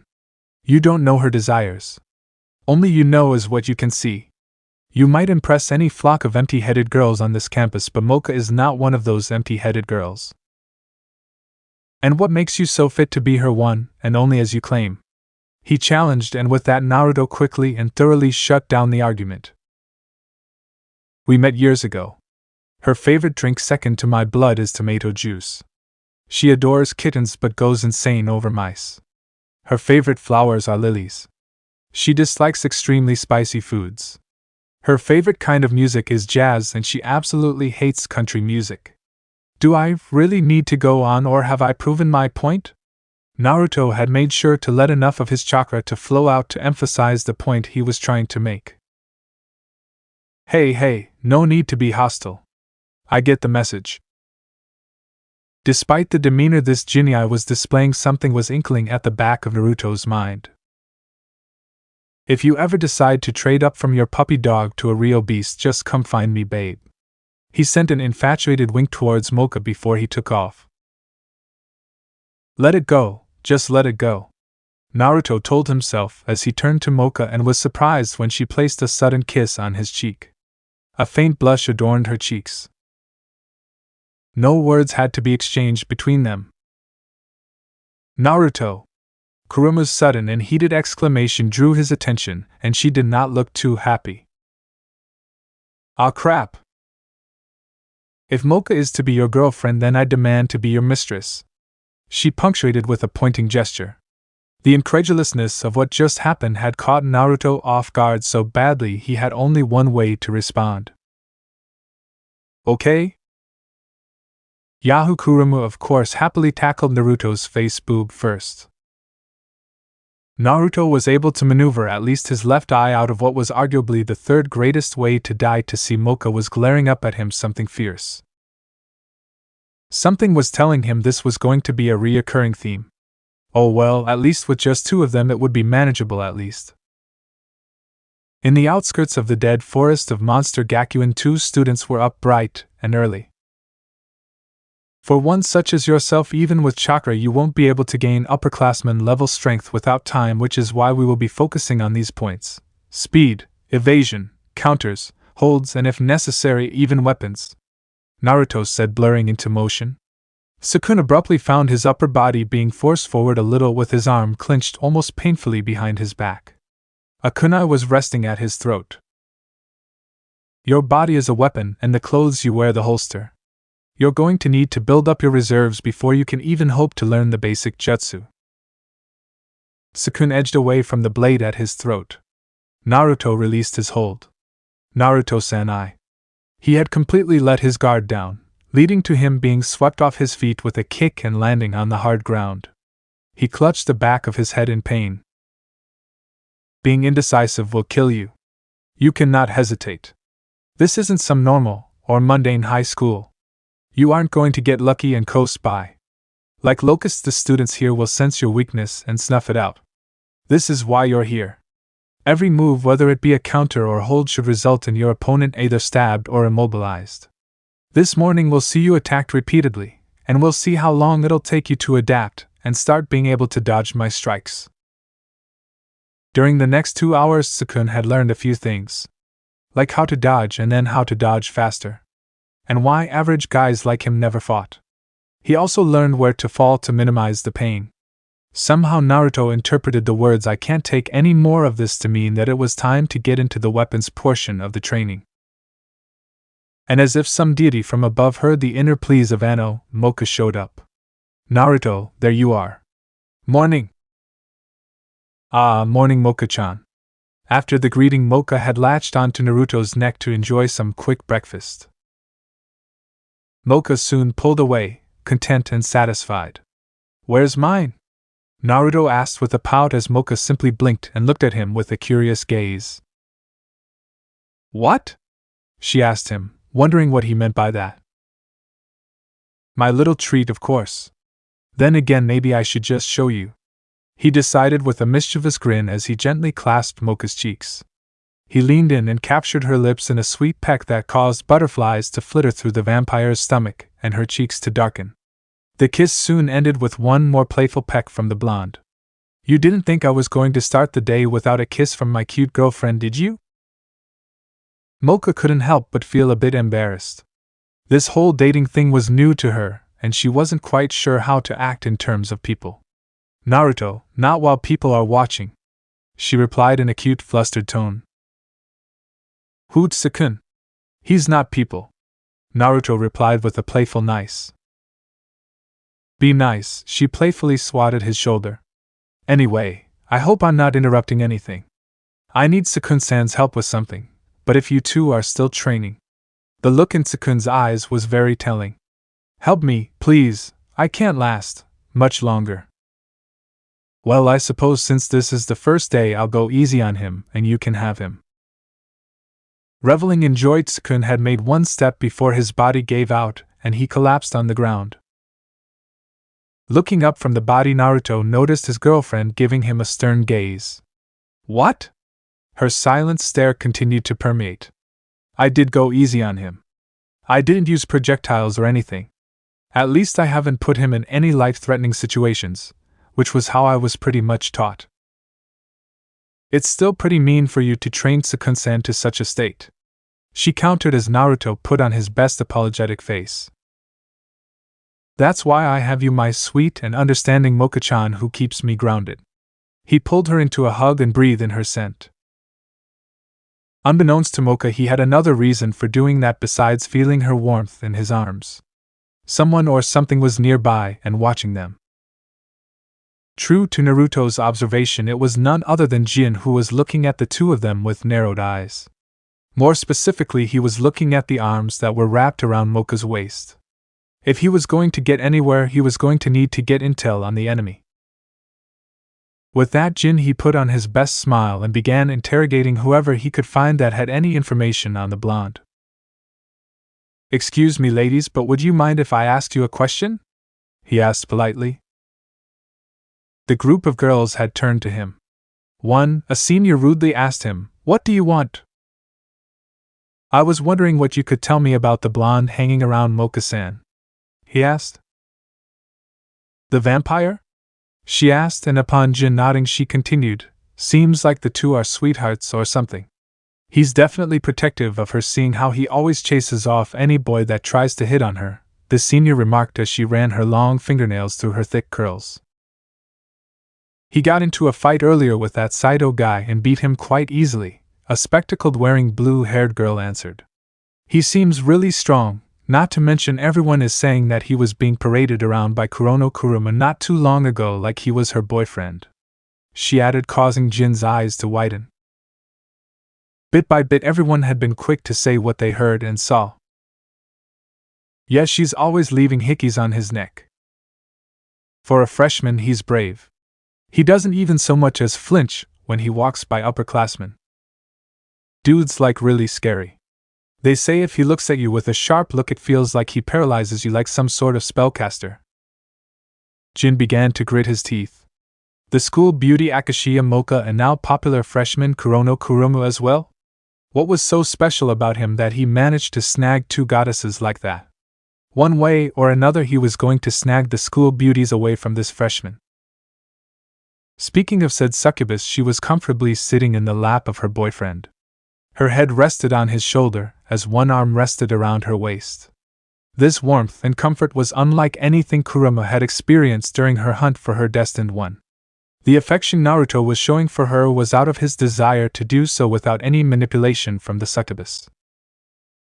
Even the fact they were in the library didn't matter. Naruto gently shook the succubus. "Kurumu, wake up. I need to get up." Kurumu stretched. Naruto, that was wonderful. You managed to leave my body all tingly." Many of the nosy students who had been gawking at them couldn't help but blush at the salacious tone Kurumu had been using. "Maybe next time we can do this somewhere more comfortable, say my room?" Naruto ignored the whispers that were going around. "My word, Kurumu-chan, at least buy me dinner first before expecting me to put out." Seeing Kurumu's face lit up along with her ensuing stammer gave Naruto a mental victory he would be carrying for a long time. "Well, I suppose that's not asking for too much," Kurumu softly mused as her cheeks were still burning pink. "For right now, I'll settle for lunch though." Kurumu got up from her comfortable seat and latched onto Naruto's arm. Ignoring the looks and jealous gazes sent in their direction, the couple happily began making their way in the direction of the cafe to grab something to eat, and began making small talk. They took a shortcut through one of the class hallways when a door suddenly swinging open caught their attention. They watched with raised brows as a fuming Moka stormed past them without so much as a glance. They looked at the departing girl and then inside seeing Tsukun, who had a red hand print on his right cheek with a laughing Jin next to him. "Tsukun-san, what the hell is going on?" Naruto asked. "Nothing really, this guy just got caught peeking up the Moka-san's skirt," he said before Tsukun could say something. Tsukun was about to say something in his defense, but the temperature in the room suddenly dropped. "Oh no, you pervert!" Kurumu growled as she glared at the frightened boy. Though Tsukun could care less about the succubus right now, he was in danger of his heart giving out. There was no question about it. He knew how protective Naruto was of Moka, and now he was going to die. Tsukun's fear, of course, kept him from noticing there was a reason why a foot was currently being embedded in his stomach. Naruto knew full and well Tsukun didn't exhume the confidence of the sliminess to do something like peep on a girl like Moka. If he did, he at least had enough of a self-preservation instinct to not do it to Moka. Seeing Jin eye up Kurumu, it wasn't hard to figure out how someone like Tsukun and the ever-trusting Moka could be manipulated into a situation. But he wouldn't say anything, not just yet. "Kurumu-chan, can you do me a favor and go make sure Moka-chan is alright?" he asked, drawing the brunette's attention back to him. Kurumu was about to answer when she was suddenly bombarded. "Forgive my rudeness, beautiful, I don't think we personally met. Let me introduce myself. I am the president of the newspaper club Jinai, but you can call me Jin," he said as he pulled a bouquet of roses out of nowhere and handed it to Kurumu. She just stared at him blankly, and without even looking at the bouquet she turned to Naruto. "Of course, Naruto." She nodded before leaving the club room. After a moment of silence, Jin finally spoke. "Well, I guess we can call it a day. I'll see you guys tomorrow," Jin said as he left the boys in the hallway. "I'm not going to kill you," Naruto spoke upon picking up how tense the boy was. "Now, tell me exactly what actually happened," Naruto suggested as he crossed his arms and listened to Tsukun explain what really happened. As Naruto expected, someone like Jin couldn't be trusted. He couldn't let his friend take the role of patsy, so he began putting his plan in action. He had pretended to place interest in joining the newspaper club so he could turn whatever scheme had in mind against him. Still, he supposed learning that the boy and the vampire joined the club because Nikonome had pleaded for whatever student she could find to join wasn't all that surprising. Thankfully, Kurumu had found Moka shortly after Jin had left, and a bit of simple logic was able to convince the Pinkette why she had been too hasty in trusting someone like Jin who would use whatever trick he had to get in her good graces. "Since we're all here, why don't we head off now?" Jin suggested with a friendly smile. "I guess so," Tsukun said with a frown. He was still mad about what Jin did the other day.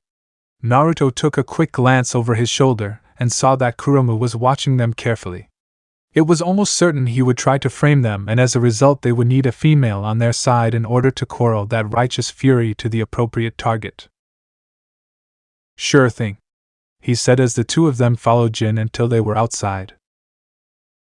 "Is there a reason we're out here?" Naruto asked as he looked around the field.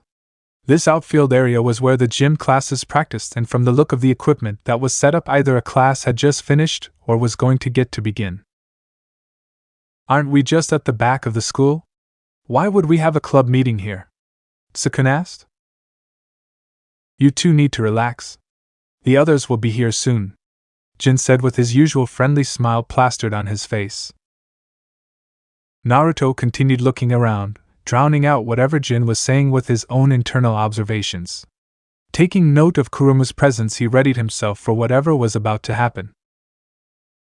"Well, now that we're here, I need you to look at the window over there," Jin instructed as he pointed at the window he wanted them to see. "Why? Shouldn't we wait for the girls?" Naruto asked with a raised eyebrow. For a split second, worry crept into Jin's eyes before it vanished. "Moka-san and Kurumu-san are much better than what I heard. Who knows, I think I'm falling in love with both of them." "Weird, huh?" he said casually. Tsukun and Naruto looked at him, not expecting that. "I swear that I will make them my women," he promised with a smug smile. "Is he trying to get himself killed?" Tsukun thought as he sent a look to Naruto, who didn't so much as outwardly expressed anything. Suddenly noise came from inside the other side of the window. When Sukun looked through, his face grew bright red as he looked at a group of girls undressing. Jin-senpai, this is, he tried to say as he turned his head and paled when he saw a camera in Jin's hand. Girls' changing room? I know, he said, smirking as he quickly took a picture of the two freshmen by the window. You black-haired pervert. Kurumu's sudden shout was enough to alarm Jin, who was about to run for it. Next thing Jin knew, he was knocked off his feet. He didn't have much time to ponder what happened as he checked for his camera only to notice it was missing. Looking for this? He looked up to see Naruto tossing the device up and down in his hand. Nice try, but you're a few decades too young to pull one over me. With that, he crushed the device in his hand. See ya. Grabbing Sukun by the shoulder, the two of them disappeared in a flash. Jin tried to get up and out of there only for his legs to refuse to obey him. The sound of a cleared throat drew his attention. He looked up and paled when he saw a group of angry girls glaring at him. Now ladies, this is actually a pretty funny story. He tried to explain, but it fell on deaf ears and he was forced to feel the wrath of angry females. From above on the roof, the quintet watched as Jin received his punishment. Moka all the while couldn't help but feel embarrassed that she had believed Jin's lie so easily. Sukun-san, I'm sorry about not believing you, and slapping you. As always, she was too adorable for her own good. It's okay, Moka-san, he was just relieved that it wasn't him down there.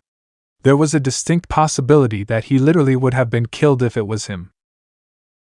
I still can't believe you two joined that pervert's club. Kurumu mused as Moka's adorable reaction became flustered. I didn't know. Nikanome-sensei pleaded with me to join the club and she's my favorite teacher. I just couldn't say no, she reasoned as the pinkette pouted.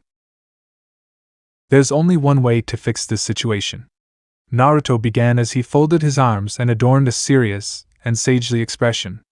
And that's for me to join the swim club. Naruto's history, or saying something dumb or silly and treating it as serious, served him well, as he didn't so much as crack a smile. What does that have to do with anything? Once more the pinkette had gotten flustered. That gives me the perfect chance to show you my Baiki and I. Kurumu purred as she clutched on to Naruto's arm. I was joking, Moka-chan, he tried to appease the pinkette upon noticing her look. Look, how about this? How about we see if there's a club we should join for just you and me? Kurumu had to stop herself from interjecting and suppress her jealousy.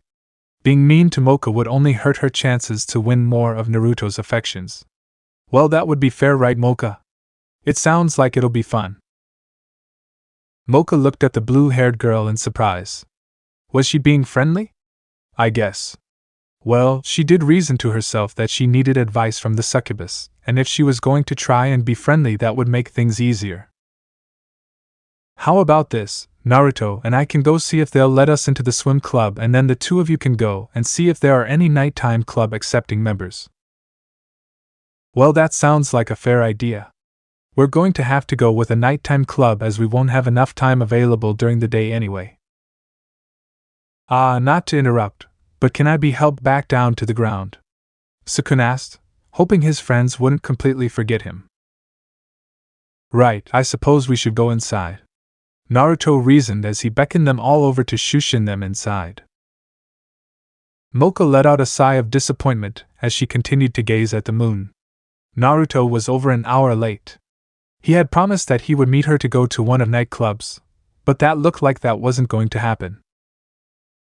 Oh, Moka-san, fancy meeting you here. She turned to see it was none other than Jin, who was waving and smiling at her. Looks like it's night already.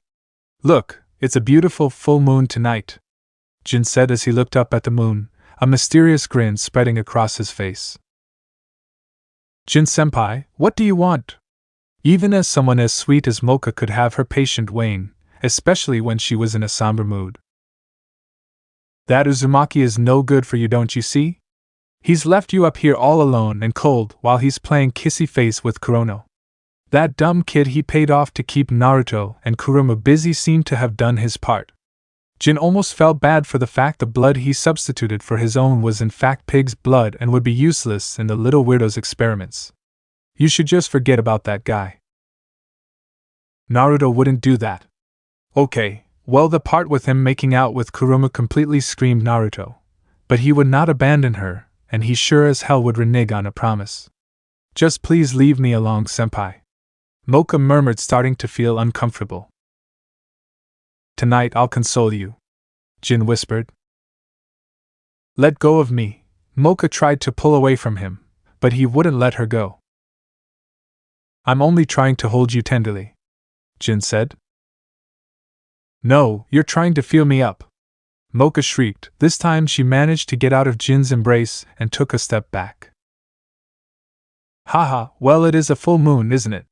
On nights with a full moon, I'm overcome with a feeling of power and suddenly lose all control, Jin stated as he stared up at the moon. He turned back to Moka and puckered his lips. Just give in. Moka didn't let him get any closer as she shoved Jin away using her vampire strength, sending him crashing into the wall beside the door.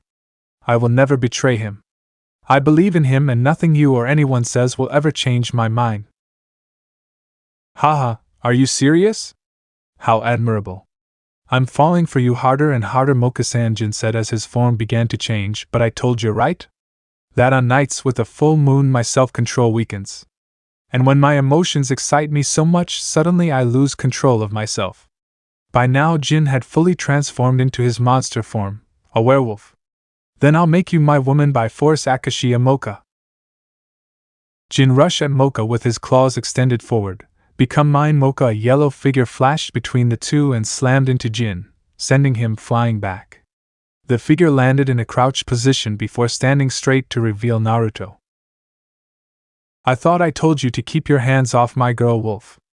Naruto shouted at the werewolf as he cracked his knuckles. Naruto-kun! Moka exclaimed. How did you find us here? Jin growled. I recognized the signatures of everyone I care about. The moment I picked up on her distress, I realized something was up.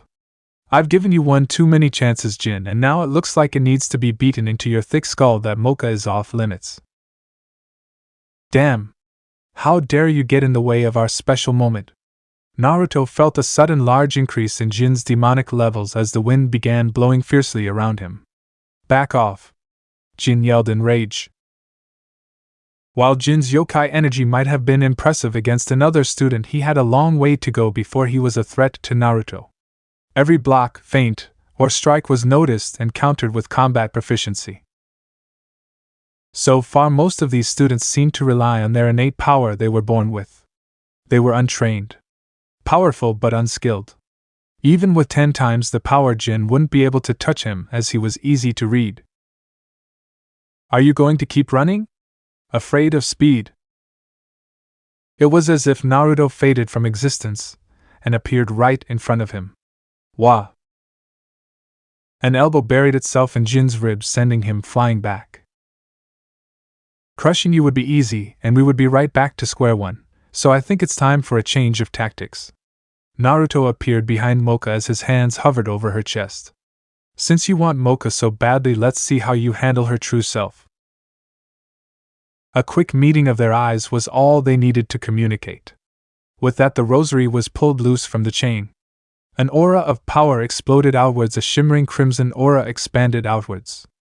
The power seemed to draw the bats on the property as they swirled around the vortex.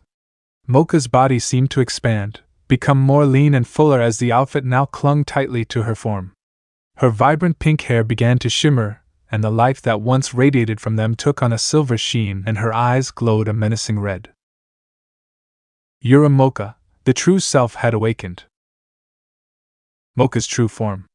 Sukun thought, trying to reconcile that this scary-looking young woman was the same as the sweet, bubbly girl he was friends with. Moka's eyes were closed as her transformation finished, her arms stretched over her head. It has been a long time, Naruto. Her gaze made contact with him. We have much to discuss, but indulge in my curiosity. You could have finished this mongrel off at any time. Why bring me into this? Idiots like that never learn when I kick their ass, they need a special kind of lesson.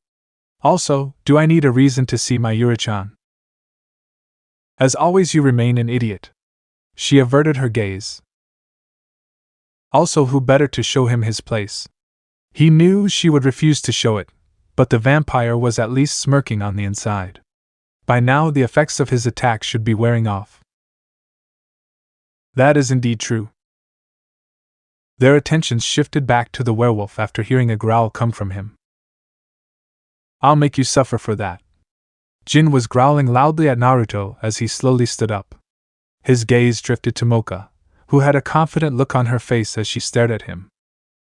So this is Moka-san's true form. Moka quirked an eyebrow as she watched her opponent's body shake a bit before looking. She caught the lustful look he was sending her. Ha! Awesome! Even after transforming, you are still beautiful, Akashiya Moka. I couldn't care less that you are a vampire. I'll definitely defeat you and make you my woman, Jin shouted as he lunged forward. You will do no such thing, Mutt, Moka responded as she threw her hand forward in a dagger position, but before she could make contact, Jin grinned and disappeared.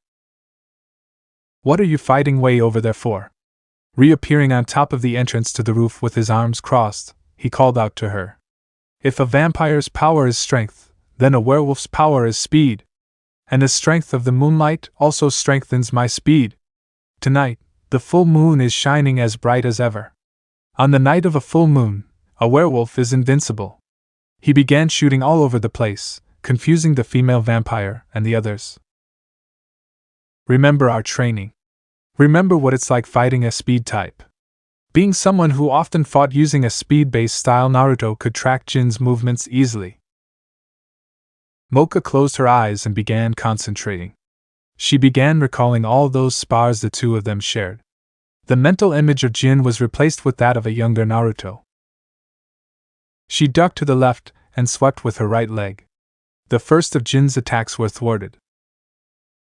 She jumped back and brought her arm up, thrusting her hand up like a dagger, nearly piercing Jin's jaw. This was easy. Much easier considering Naruto was trained while werewolves were known for their wild nature and didn't train in arts like most monsters, relying on their speed, powerful bodies, and fierce nature. Give it up! As long as the full moon is out, it will be my victory. I'll crush you both! Jin exclaimed as he ran around Moka at incredible speeds. Even if Moka could defend against Jin's assault, she lacked the speed in order to land a decisive blow on him. 60 seconds, Moka. 60 seconds? What on earth did he mean 60 seconds? 60 seconds until he stepped in? Would he really do something like that? No. Naruto wouldn't humiliate her like that.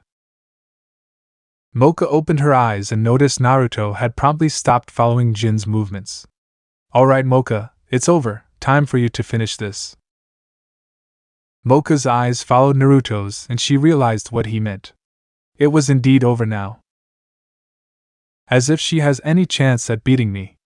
Jin howled as he landed on the roof, not catching Moka or Naruto's smirks. Jin lunged forward at incredible speed, but was stopped as Moka's hand shot forward and grabbed Jin's claw, halting it in place. What? I was stopped. Could it be?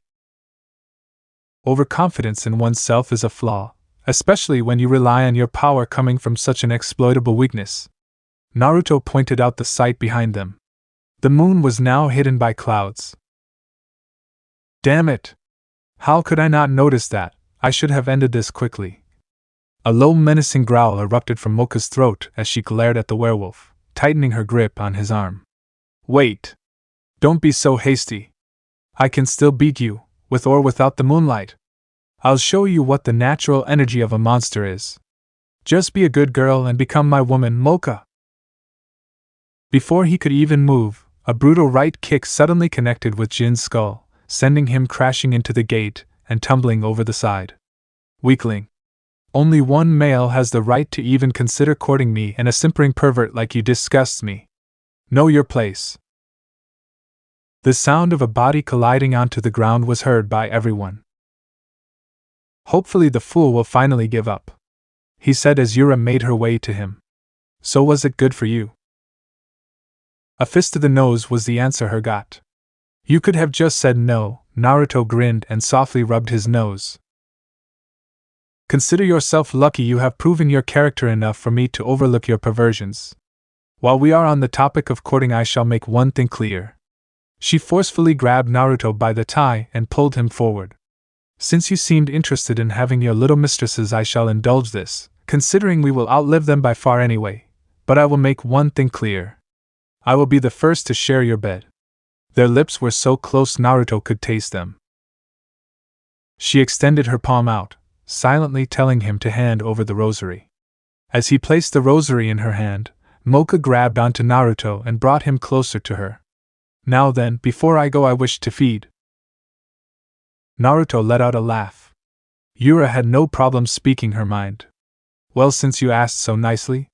No sooner after he said that, her fang pierced his neck and she began to drink his blood. As always, you prove a joy to feed on, Moka said as she licked her lips seductively. She leaned closer to him again before whispering into his ear, I await the day when you try and make me yours in every sense. It only made sense that as much time as she spent around the blonde, she got a fix on his sense of humor. The vampire took great pleasure in seeing the blush on Naruto's face, seeing as the shameless blonde was rarely outflirted. With that, she placed the seal back on the chain, turning herself back to her pink-haired self, who tiredly fell against Naruto's chest. With the situation finally taken care of, the two of them could now finally start diverting their attention to more important things. Reputation was one of the most important things to have when in facility inhabited by monsters. That was something that was quickly growing apparent after news of Jin's defeat began to spread. The news was received in various ways, all depending on those that heard. A freshman taking on an upperclassman and a S-class monster was unheard of. Naruto, though, found himself under extra scrutiny as he was already getting attention more for his companions than anything he himself had did. That Saizu incident was still fresh on the mind of the other students, so that simply just encouraged the ever-growing rumor wheel. As the tale passed the halls of Yokai Academy, many students were intrigued. Who and what was Naruto? How did he manage to snag a vampire and a succubus? Some would learn the hard way that their brainless tactics of attacking him head-on only led to endangering their own health. Some of them thought that just because they were a large monster that they could scare him, whether small or large, one good solid punch from him proved more than enough to knock out every single one of his attackers. Regardless of that fact, that left one other matter that had to be taken care of. I'm sorry, but we're quitting the newspaper club. What? Why? Shizuka was surprised at this announcement. It's because of that pervert Jinai, Kurumu replied. I'm sorry, Moka apologized, adding, Jinai has been harassing me and causing trouble with our group. I don't feel comfortable being in the same club as him. She tried to explain. Ms. Nikanome pouted. That won't do at all. The school paper will be closed down if you leave. There has to be at least 3 members in order to operate. Are you sure you won't reconsider? Naruto frowned. Looking to Moka, he noticed that look on her face and knew with more pleading she'd probably caved in. On the condition that you get rid of Jinai, would that not serve her as a favorable alternative? Ms. Nikanome frowned. I'm sorry, Mr. Uzumaki, but there needs to be 3 members at least. Casting out Jinai would leave the club only with 2. So if either Naruto or I join, that won't be a problem, right? Kurumu asked her. If either of you 2 join, then I can remove Jinai for inappropriate conduct. Shizuka answered with a nod. Moka looked at the others, slightly apologetic for bringing up the option. Do we want to join? She asked her friends. I don't want to force you guys to join if you really don't want to. I'll join if Naruto's joining, Kurumu stated as she glomped onto his arm. I might as well join. Kami-sama knows what trouble you 2 will get in without me around. But weren't our major troubles a result of them wanting to fight you? Tsukun thought, but dare not say to the blonde. What followed was the first round of test scores, letting the students know their standing. Yua, the test results are up. I can't look. Alright, I'm in 56th. I failed. Moka and Naruto made their way to the board, ignoring the shouts of the other students and the stares they were getting from some students. Naruto and Moka looked up at the results, searching for their names. Oh, look, I'm 13th, Moka said as she found her name. That is excellent, Emo-chan, Naruto praised as he found his position on the board and let out a sigh. 9th. He wondered if this was a little joke the universe was placing. In the top 10. Wow, that's amazing, Naruto-kun, Moka said happily as she wrapped her arms around Naruto's arm. What can I say? I just have the aptitude for it, he replied with a shrug. A lot of what he was learning was simply a review of what he learned in academy, only this time around he paid attention. Hey guys. Moka and Naruto turned to see Sasuke walked up to them. You both did really well, I'm jealous. What about you, trainee, where did you score? I'm right in the middle, 128th, Sasuke replied before his head drooped a bit. His rank was in the middle of all the students. Compared to you guys. Don't fret too much on it. Naruto patted his friend on the shoulder. We can always find you a tutor or something. You wouldn't want to be stuck in mediocrity forever, right? Yeah, I guess. Sasuke was nearly knocked over as Naruto was glomped by his blue hair vixen. Hiya, Naruto.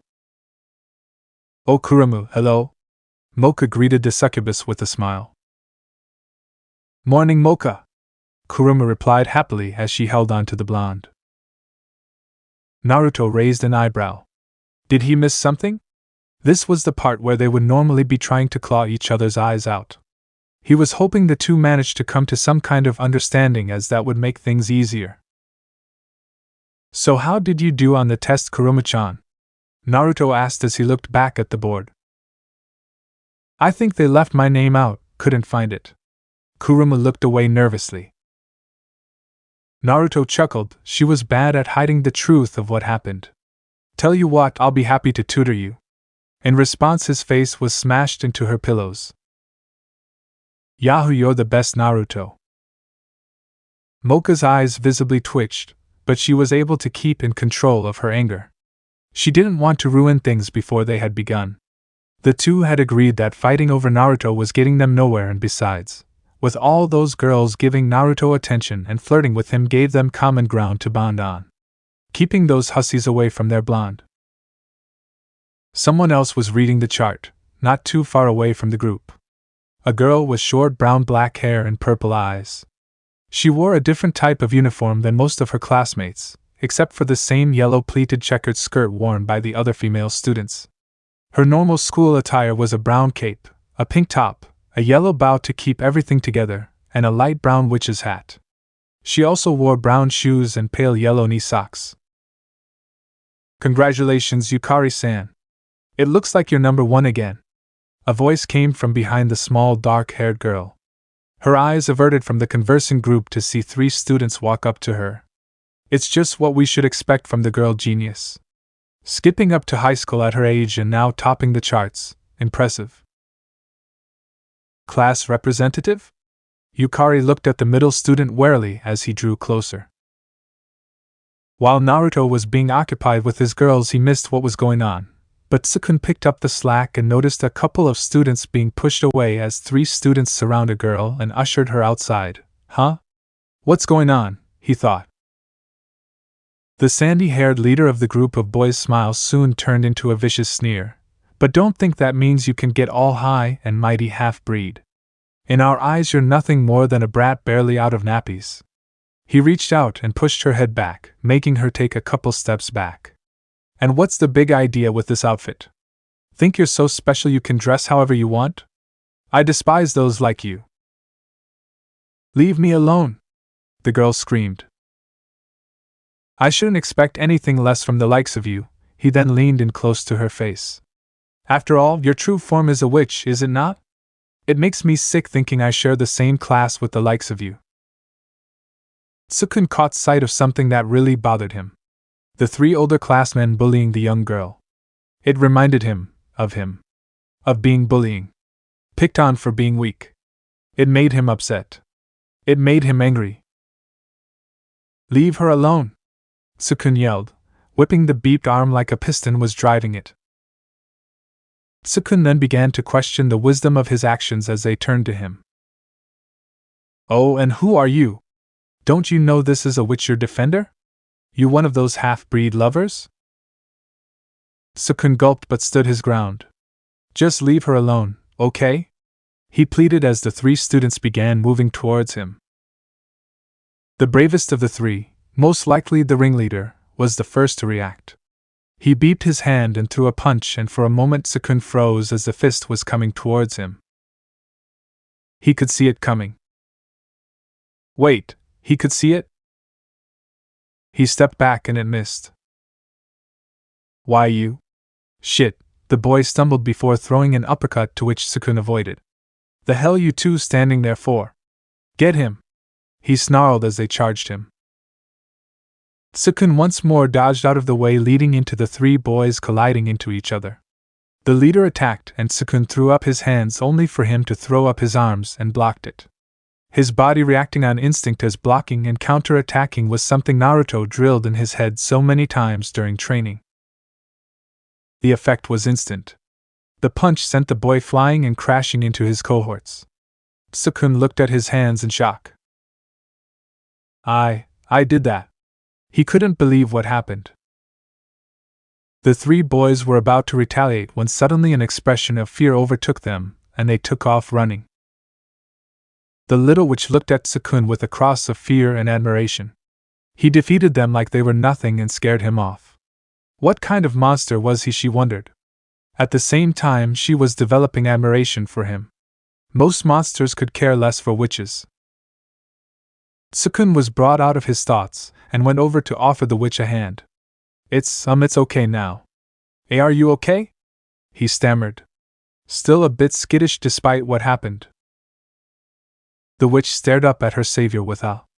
Finally, someone who won't be mean to me. She thought with glee, I don't have to be alone anymore. She suddenly jumped the boy and pulled him into a tight hug, startling him, causing him to fall back in surprise.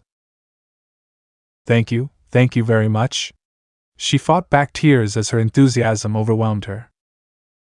It was no problem. Anyone would have done it. He continued stammered. This was his first hug from a girl that wasn't his family. It felt nice. They shouldn't have been picking on you, no matter what you are, Ms. Sendo, Yukari Sendo. I'm a freshman here even if I don't look it. She introduced herself. I am too. And what do you mean by not looking it? He asked. Sure, she was a bit short, but that didn't warrant the insults or jabs. I am 12 years old, on the verge of becoming 13 in a few weeks. She admitted, her expression and body language becoming defensive. Wow, so you must be really smart. He stated and realized he sounded like an idiot. Of course she was. She was ranked 1 on the scores. Instead of scoffing and calling him an idiot, she giggled and a faint blush appeared on her cheeks. Thanks. You going to introduce us to your friend or what's Sukun-san? The two turned to see Naruto was sitting up in one of the trees along with Moka and Kurumu. I see Naruto isn't the only one that works fast. Kurumu teased, bringing a blush to Tsukun's face at her implication. The three of them came down from the tree. Well, this is Yukari. Sukun awkwardly introduced as the girl went rigid. Uzumaki Naruto, the freshman terror as he was known. He was quickly becoming popular thanks to rumors of him defeating several students known for not only being strong, but for often harassing the female population. Akashiya, Moka, and Kurumu were also popular for their renowned beauty, said to easily compete with the looks of the other girls of the school, even the seniors. The blonde was unknown, Moka a vampire, and Kurumu a succubus. If angered, they could tear her apart easily. Hello, I am Sendo Yukari. Please treat me kindly. She replied and bowed.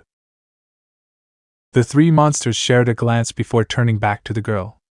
A decision made almost instantly as a grin broke out on Naruto's face. Well, welcome to our little club then, Yukari-san. I am Uzumaki Naruto. Akashiya Moka. Kurono Kurumu. Sukun realized he hadn't introduced himself. Ono-tsukun. It looked like things were going to get a bit more interesting. So this part ends here. Alright, that's it for today's video, guys. Let me know in the comments section how was the story. And also don't forget to like, share, and subscribe. I will meet you in another video. Bye bye.